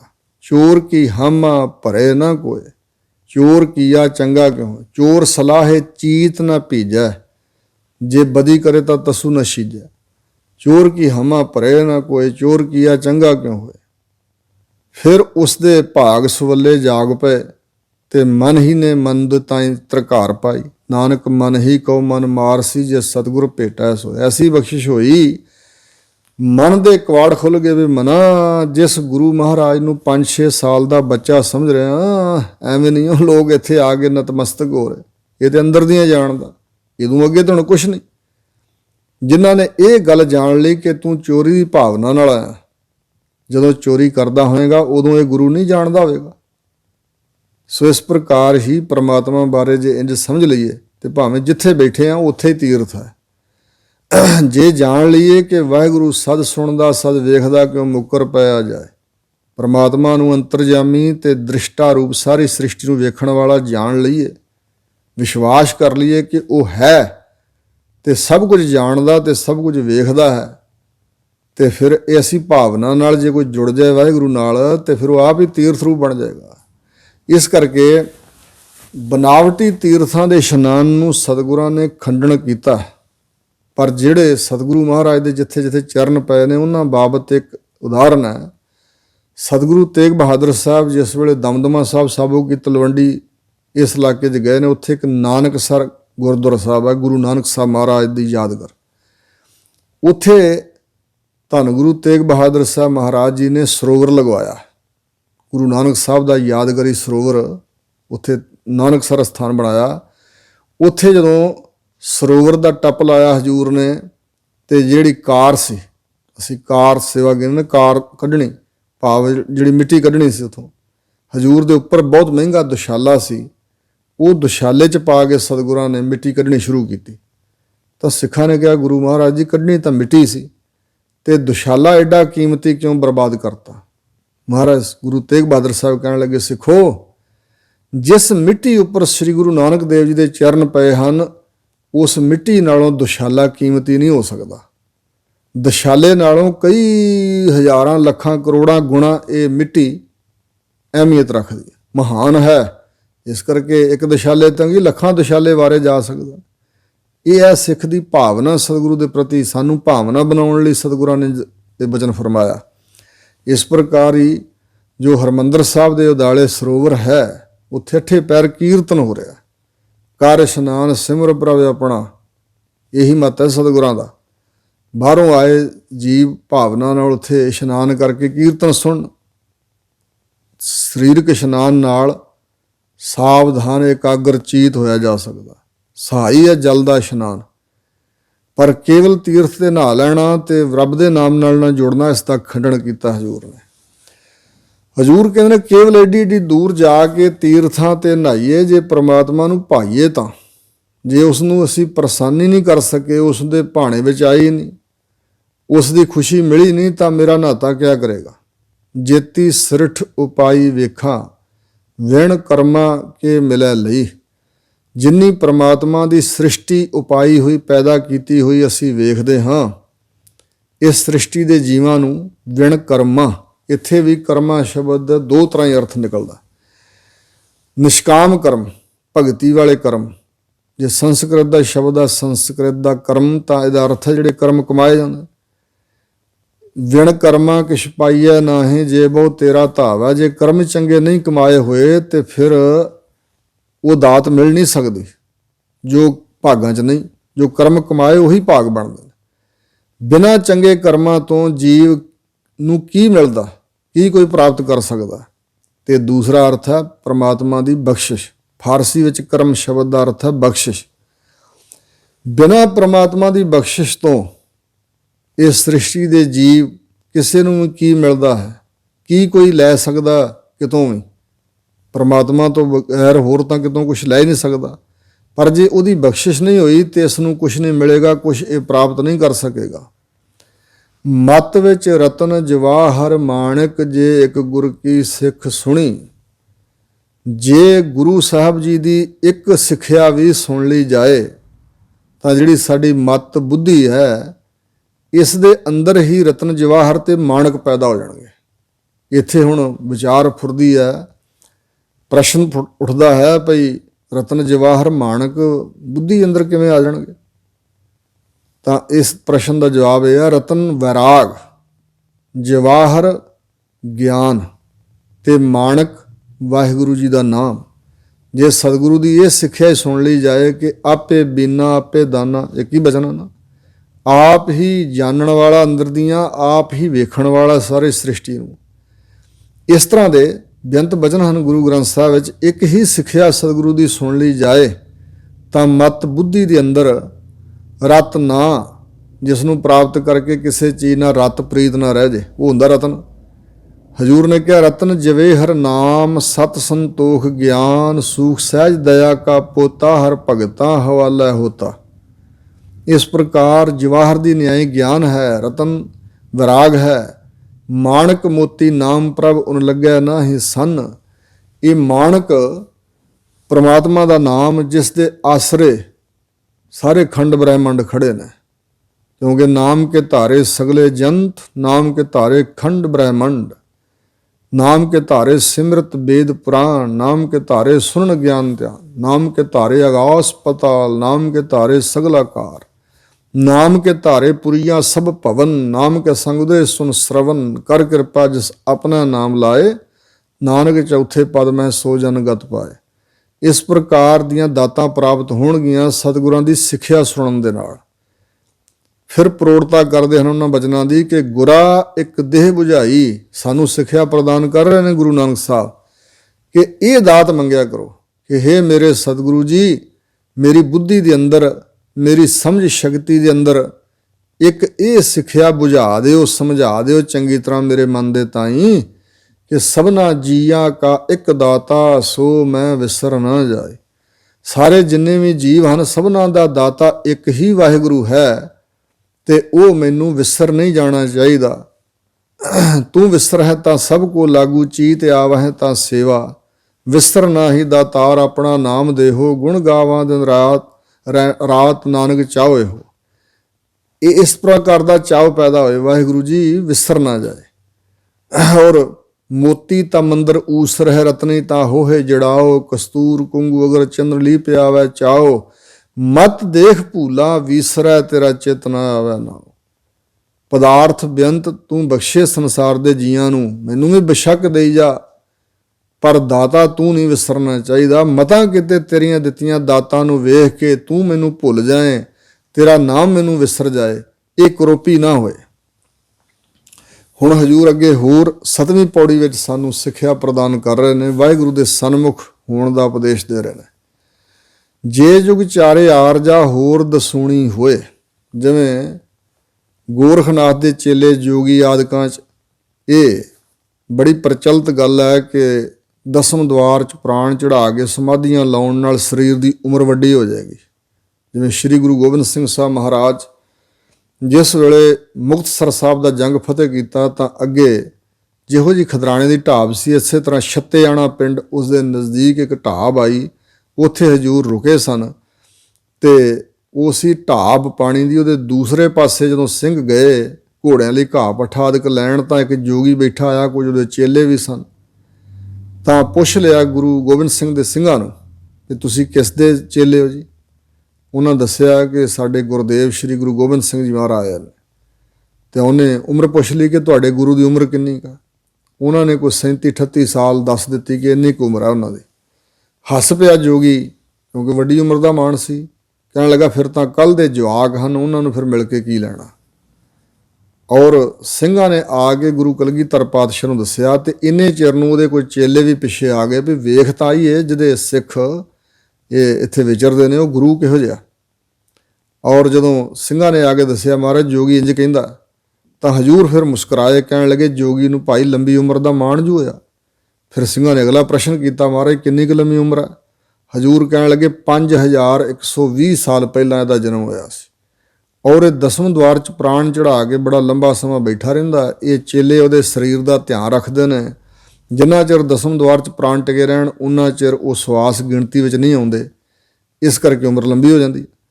ਔਰ ਉਹਦੇ ਚੇਲੇ ਫਿਰ ਵਾਪਸ ਗਏ, ਜਾ ਕੇ ਦੱਸਿਆ ਜਿਨ੍ਹਾਂ ਨੂੰ ਕੱਲ੍ਹ ਦੇ ਜਵਾਕ ਤੁਸੀਂ ਦੱਸਦੇ ਹੋ, ਉਹਨਾਂ ਨੇ ਇੱਕ ਸਕਿੰਟ ਵਿੱਚ ਬਿਨਾਂ ਧਿਆਨ ਜੋੜਿਆਂ ਤੁਹਾਡੀ ਉਮਰ ਦੱਸ ਦਿੱਤੀ ਹੈ। ਫਿਰ ਇਹਦੇ 'ਤੇ ਪ੍ਰਭਾਵ ਪਿਆ ਤੇ ਉੱਠ ਕੇ ਆਇਆ। ਆਉਂਦਿਆਂ ਨੂੰ ਰਹਿਰਾਸ ਸਾਹਿਬ ਦਾ ਪਾਠ ਹੋ ਰਿਹਾ ਸੀ ਔਰ ਅਰਦਾਸਾ ਹੋਇਆ ਤੇ ਫਿਰ ਹਜੂਰ ਨੇ ਇਹਨੂੰ ਕੋਲ ਬਿਠਾਇਆ, ਪੁੱਛਿਆ ਜੋਗੀ ਰਾਜ ਜੀ ਆਓ ਕਿਵੇਂ ਆਉਣੇ ਹੋਏ? ਇਹਨੇ ਫਿਰ ਬੇਨਤੀ ਕੀਤੀ ਸੀ, ਮਹਾਰਾਜ ਮੈਂ ਕੇਵਲ ਮੁਕਤ ਹੋਣਾ ਚਾਹੁੰਦਾ ਤੇ ਬਖਸ਼ਿਸ਼ ਕਰੋ। ਤਾਂ ਸਤਿਗੁਰਾਂ ਨੇ ਕਿਹਾ ਸੀ ਥਾਪੜਾ ਦੇ ਕੇ ਸ਼ਾਬਾਸ਼, ਹੋਰਨਾਂ ਚੀਜ਼ਾਂ 'ਚ ਤਾਂ ਨਹੀਂ ਫਸਿਆ, ਰਿੱਧੀਆਂ ਸਿੱਧੀਆਂ ਨਿਧੀਆਂ 'ਚ ਨਹੀਂ ਫਸਿਆ ਤੂੰ, ਪਰ ਇਹ ਖਲੜਾ ਪੁਰਾਣਾ ਤੂੰ ਧਾਰਨ ਕਰਕੇ ਰੱਖਿਆ ਤੇ ਇਹਦੇ ਨਾਲ ਤੈਨੂੰ ਮੋਹ ਪੈ ਗਿਆ।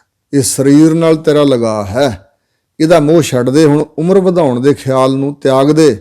ਦਸਮ ਦਵਾਰ 'ਚ ਪ੍ਰਾਣ ਚੜਾ ਕੇ ਨਾ ਬੈਠਿਆ ਕਰ, ਮਨ ਨੂੰ ਇਕਾਗਰ ਕਰ, ਵਾਹਿਗੁਰੂ ਦੇ ਨਾਮ ਵਿੱਚ ਲਾ ਤੇ ਫਿਰ ਕਲਿਆਣ ਹੋ ਜਾਏਗੀ। ਤੈਨੂੰ ਗੁਰੂ ਪੂਰਾ ਨਹੀਂ ਮਿਲਿਆ ਅਜੇ ਤੱਕ। ਤਾਂ ਫਿਰ ਸਤਿਗੁਰਾਂ ਨੇ ਨਾਵੇਂ ਪਾਤਸ਼ਾਹ ਦਾ ਸ਼ਬਦ ਉਚਾਰਨ ਕਰਕੇ ਇਹਨੂੰ ਉਪਦੇਸ਼ ਦਿੱਤਾ ਸੀ, ਜੋ ਨਰ ਦੁੱਖ ਮੈਂ ਦੁੱਖ ਨਹੀਂ ਮੰਨ ਆਦਿਕ। ਸੋ ਕਹਿਣ ਤੋਂ ਮੁਰਾਦ ਹੈ ਕਿ ਜੇ ਜੀਵ ਲੰਬੀ ਉਮਰ ਵੀ ਆਪਣੀ ਵਧਾ ਲੈ, 4 ਯੁੱਗ ਉਮਰ ਦੀ ਹੋ ਜਾਏ, ਹਜ਼ੂਰ ਕਹਿੰਦੇ ਇੱਥੇ ਬਸ ਨਹੀਂ, ਹੋਰ ਦਸੂਣੀ ਹੋਏ, 4 ਯੁੱਗਾਂ ਤੋਂ ਵੀ 10 ਗੁਣਾ ਹੋਰ ਹੋ ਜਾਏ, 44 ਯੁੱਗ ਬਣ ਜਾਏ ਉਮਰ। ਨਵਾਂ ਖੰਡਾਂ ਵਿੱਚ ਜਾਣੀਐ, ਨਾਲ ਚੱਲੈ ਸਭ ਕੋਏ। ਤੇ ਇੰਨੀ ਪ੍ਰਸਿੱਧੀ, ਇੰਨਾ ਨਾਮਣਾ ਜੀਵ ਖੱਟ ਲਵੇ, ਇੰਨਾ ਉਹਦਾ ਦੁਨੀਆ ਵਿੱਚ ਨਾਮ ਪ੍ਰਸਿੱਧ ਹੋ ਜਾਏ ਕਿ ਜਿੰਨੀ ਮਾਤਲੁਕ ਦੀ ਧਰਤੀ ਹੈ ਇਹਨੂੰ ਨਵਖੰਡ ਕਿਹਾ ਜਾਂਦਾ। 9 ਖੰਡਾਂ ਵਿੱਚ ਹੀ ਜਾਣਿਆ ਜਾਏ, ਪ੍ਰਸਿੱਧ ਹੋ ਜਾਏ, ਨਾਲ ਚੱਲੈ ਸਭ ਕੋਏ। ਤੇ ਜਦੋਂ ਕਿਤੇ ਉੱਠ ਕੇ ਤੁਰੇ ਸਾਰੇ ਹੀ ਲੋਕ ਉਹਦੇ ਨਾਲ ਹੀ ਤੁਰ ਪੈਣ, ਜਾਂ ਉਹਦੀ ਮਰਜ਼ੀ ਦੇ ਅਨੁਸਾਰ ਸਾਰੇ ਸਭ ਕੋਈ ਚੱਲੇ, ਜੋ ਉਹ ਕਹੇ ਉਹੀ ਲੋਕ ਮੰਨਣ।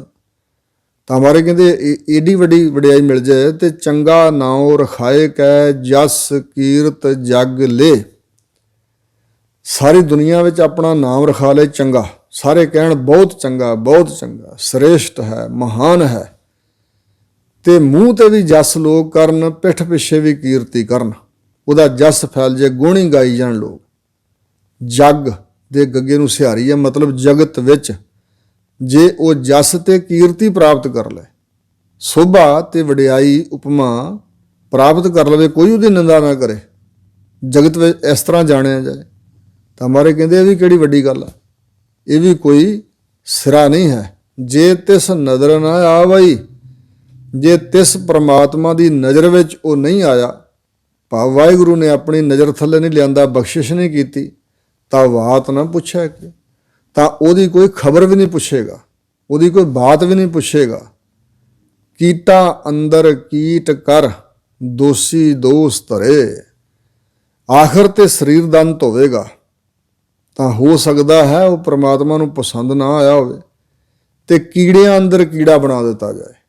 ਜਿਵੇਂ ਕੀੜੇ ਹੁੰਦੇ ਨੇ, ਕੀੜਿਆਂ ਵਿੱਚ ਮਕੌੜਾ ਛੋਟਾ ਜਿਹਾ, ਜਿਵੇਂ ਇੱਕ ਸੱਪ ਨੂੰ ਕੀੜੇ ਪਏ ਹੋਏ ਸੀ। ਹਜ਼ੂਰ 6ਵੇਂ ਪਾਤਸ਼ਾਹ ਨੇ ਜਦੋਂ ਗੁਰੂਸਰ ਮਹਾਰਾਜ ਵਾਲਾ ਜੰਗ ਫਤਿਹ ਕੀਤਾ, ਉਸ ਤੋਂ ਬਾਅਦ ਸਤਿਗੁਰੂ ਜੀ ਸ਼ਿਕਾਰ ਨੂੰ ਜਾਂ ਸੈਰ ਨੂੰ ਚੜ੍ਹੇ, ਤਾਂ ਲਧਾਈ ਕੇ ਨਗਰ ਦੇ ਬਾਹਰ ਉਜਾੜ ਵਿੱਚ ਜਦੋਂ ਸਤਿਗੁਰੂ ਗਏ ਤੇ ਇੱਕ ਬੜਾ ਵੱਡਾ ਸੱਪ ਸੀ ਤੇ ਉਹ ਆ ਰਿਹਾ। ਤਾਂ ਜਿਹੜੇ ਮਹਾਰਾਜ ਸਾਹਿਬ ਦੇ ਨਾਲ ਸਿੱਖ ਸੀ, ਭਾਈ ਨਾਨੂ ਜੀ, ਭਾਈ ਬਿਧੀ ਚੰਦ ਆਦਿਕ, ਉਹਨਾਂ ਨੇ ਬੇਨਤੀ ਕੀਤੀ, ਮਹਾਰਾਜ ਸੱਪ ਆਉਂਦਾ ਬਹੁਤ ਵੱਡਾ। ਤਾਂ ਹਜ਼ੂਰ ਨੇ ਘੋੜਾ ਥੰਮ ਲਿਆ, ਕਹਿਣ ਲੱਗੇ ਬਿਧੀ ਚੰਦਾ ਸ਼ਰਨ ਆ ਰਿਹਾ, ਇਹਨੂੰ ਕੁਛ ਨਹੀਂ ਕਹਿਣਾ। ਜਦੋਂ ਸੱਪ ਨੇੜੇ ਆ ਗਿਆ, ਹਜ਼ੂਰ ਘੋੜੇ ਤੋਂ ਉਤਰੇ ਤੇ ਸੱਪ ਨੇ ਆਪਣੀ ਫਨ ਹੇਠਾਂ ਵਿਛਾ ਦਿੱਤੀ, ਜਿਵੇਂ ਮਨ ਹੀ ਮਨ ਕੋਈ ਬੇਨਤੀ ਕਰ ਰਿਹਾ। ਸਮਾਂ ਆ ਗਿਆ ਸੀ ਉਹਦੀ ਕਲਿਆਣ ਦਾ। ਹਜ਼ੂਰ ਨੇ ਆਪਣੇ ਚਰਨਾਂ ਦੇ ਜਿਹੜਾ ਜੋੜਾ ਸੀ ਉਹਦੀ ਫਨ ਤੇ ਛੁਹਾਇਆ ਤੇ ਉਹਦਾ ਸਰੀਰ ਪਾਟ ਗਿਆ। ਫਿਰ ਭਾਈ ਬਿਧੀ ਚੰਦ ਜੀ ਪੁੱਛਦੇ ਨੇ, ਮਹਾਰਾਜ ਇਹ ਕਿਹਦੀ ਕਲਿਆਣ ਤੁਸੀਂ ਕੀਤੀ ਆ? ਤਾਂ ਸਤਿਗੁਰਾਂ ਨੇ ਕਿਹਾ ਕਿ ਵਿਖਾ ਦਿੰਦੇ ਆ। ਜਿਵੇਂ ਸਹਿ ਦੀ ਜੂਨ ਵਿੱਚੋਂ ਮੂਲੇ ਦੀ ਕਲਿਆਣ ਕੀਤੀ ਸੀ ਗੁਰੂ ਗੋਬਿੰਦ ਸਿੰਘ ਸਾਹਿਬ ਮਹਾਰਾਜ ਨੇ, ਇਸ ਤਰ੍ਹਾਂ ਉਹ ਸੱਪ ਦੀ ਕਲਿਆਣ ਕੀਤੀ ਤੇ ਉਹ ਵਿਖਾਇਆ ਕਿ ਇਹ ਇੱਕ ਬ੍ਰਾਹਮਣ ਸੀ ਤੇ ਵਿਦਵਾਨ ਸੀ, ਤੇ ਆਹ ਜਿਹੜੇ ਦੇ ਸਰੀਰ ਵਿੱਚ ਕੀੜੇ ਪਏ ਹੋਏ ਨੇ ਇਹ ਸਾਰੇ ਦੇ ਚੇਲੇ ਸੀ।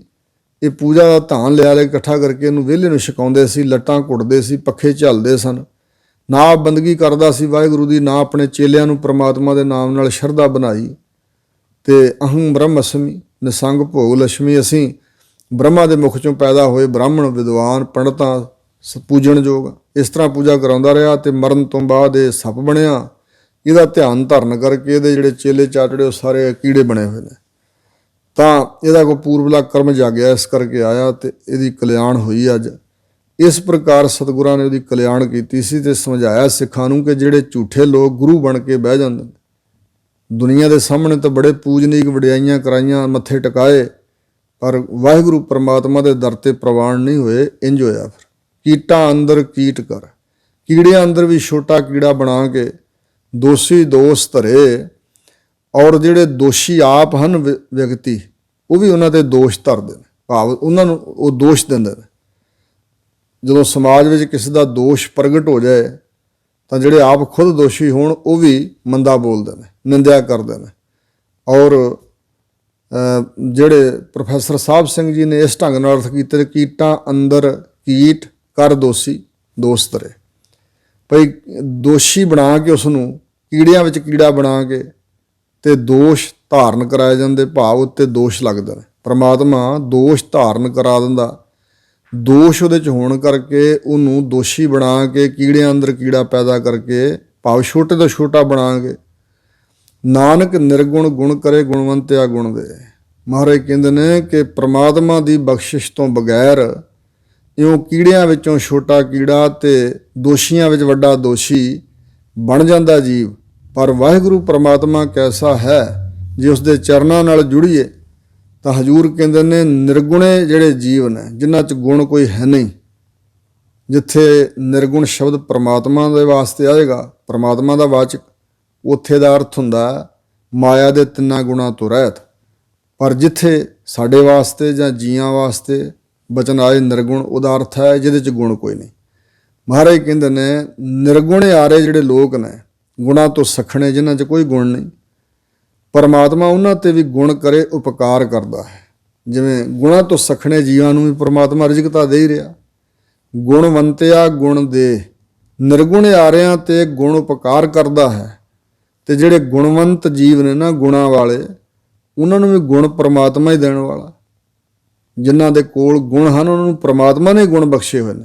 ਅਥਵਾ ਜਿਹੜੇ ਪਹਿਲਾਂ ਗੁਣਵੰਤ ਹਨ, ਉਹਨਾਂ ਨੂੰ ਹੋਰ ਗੁਣ ਦੇਣ ਵਾਲਾ ਹੈ। ਤੇਹਾ ਕੋਏ ਨਾ ਸੁਝਈ, ਜੇ ਤਿਸ ਗੁਣ ਕੋਏ ਕਰੇ। ਇਹੋ ਜਿਹਾ ਕੋਈ ਸਾਨੂੰ ਨਹੀਂ ਸੁਝਦਾ, ਕੋਈ ਨਹੀਂ ਦਿਖਾਈ ਦਿੰਦਾ, ਕੋਈ ਨਹੀਂ ਸਾਡੀ ਸਮਝ ਵਿੱਚ ਆਉਂਦਾ ਜਿਹੜਾ ਤਿਸ ਪ੍ਰਮਾਤਮਾ ਦੇ ਉੱਪਰ ਕੋਈ ਉਪਕਾਰ ਕਰ ਸਕੇ। ਜਿਹੜਾ ਕੋਈ ਪ੍ਰਮਾਤਮਾ ਤੇ ਗੁਣ ਕਰੇ, ਇਹੋ ਜਿਹਾ ਕੋਈ ਨਹੀਂ ਸੁਝਦਾ। ਵਾਹਿਗੁਰੂ ਸਭ ਤੋਂ ਵੱਡਾ ਹੈ ਤੇ ਸਾਰੇ ਗੁਣਾਂ ਦਾ ਖਜ਼ਾਨਾ, ਸਾਰੇ ਪਰਉਪਕਾਰ ਕਰਨ ਵਾਲਾ। ਵਾਹਿਗੁਰੂ ਵਰਗਾ ਪਰਉਪਕਾਰੀ ਤੇ ਗੁਣ ਬਖਸ਼ਣ ਵਾਲਾ, ਬਖਸ਼ਿਸ਼ਾਂ ਕਰਨ ਵਾਲਾ ਹੋਰ ਕੋਈ ਵੀ ਨਹੀਂ ਹੈ। ਇਹ 7ਵੀਂ ਪੌੜੀ ਤੱਕ ਆਪ ਗੁਰੂ ਕੀ ਸੰਗਤ ਨੇ ਕਥਾ ਸਰਵਣ ਕੀਤੀ ਹੈ, ਵਿਚਾਰ ਸਰਵਣ ਕੀਤੀ ਹੈ।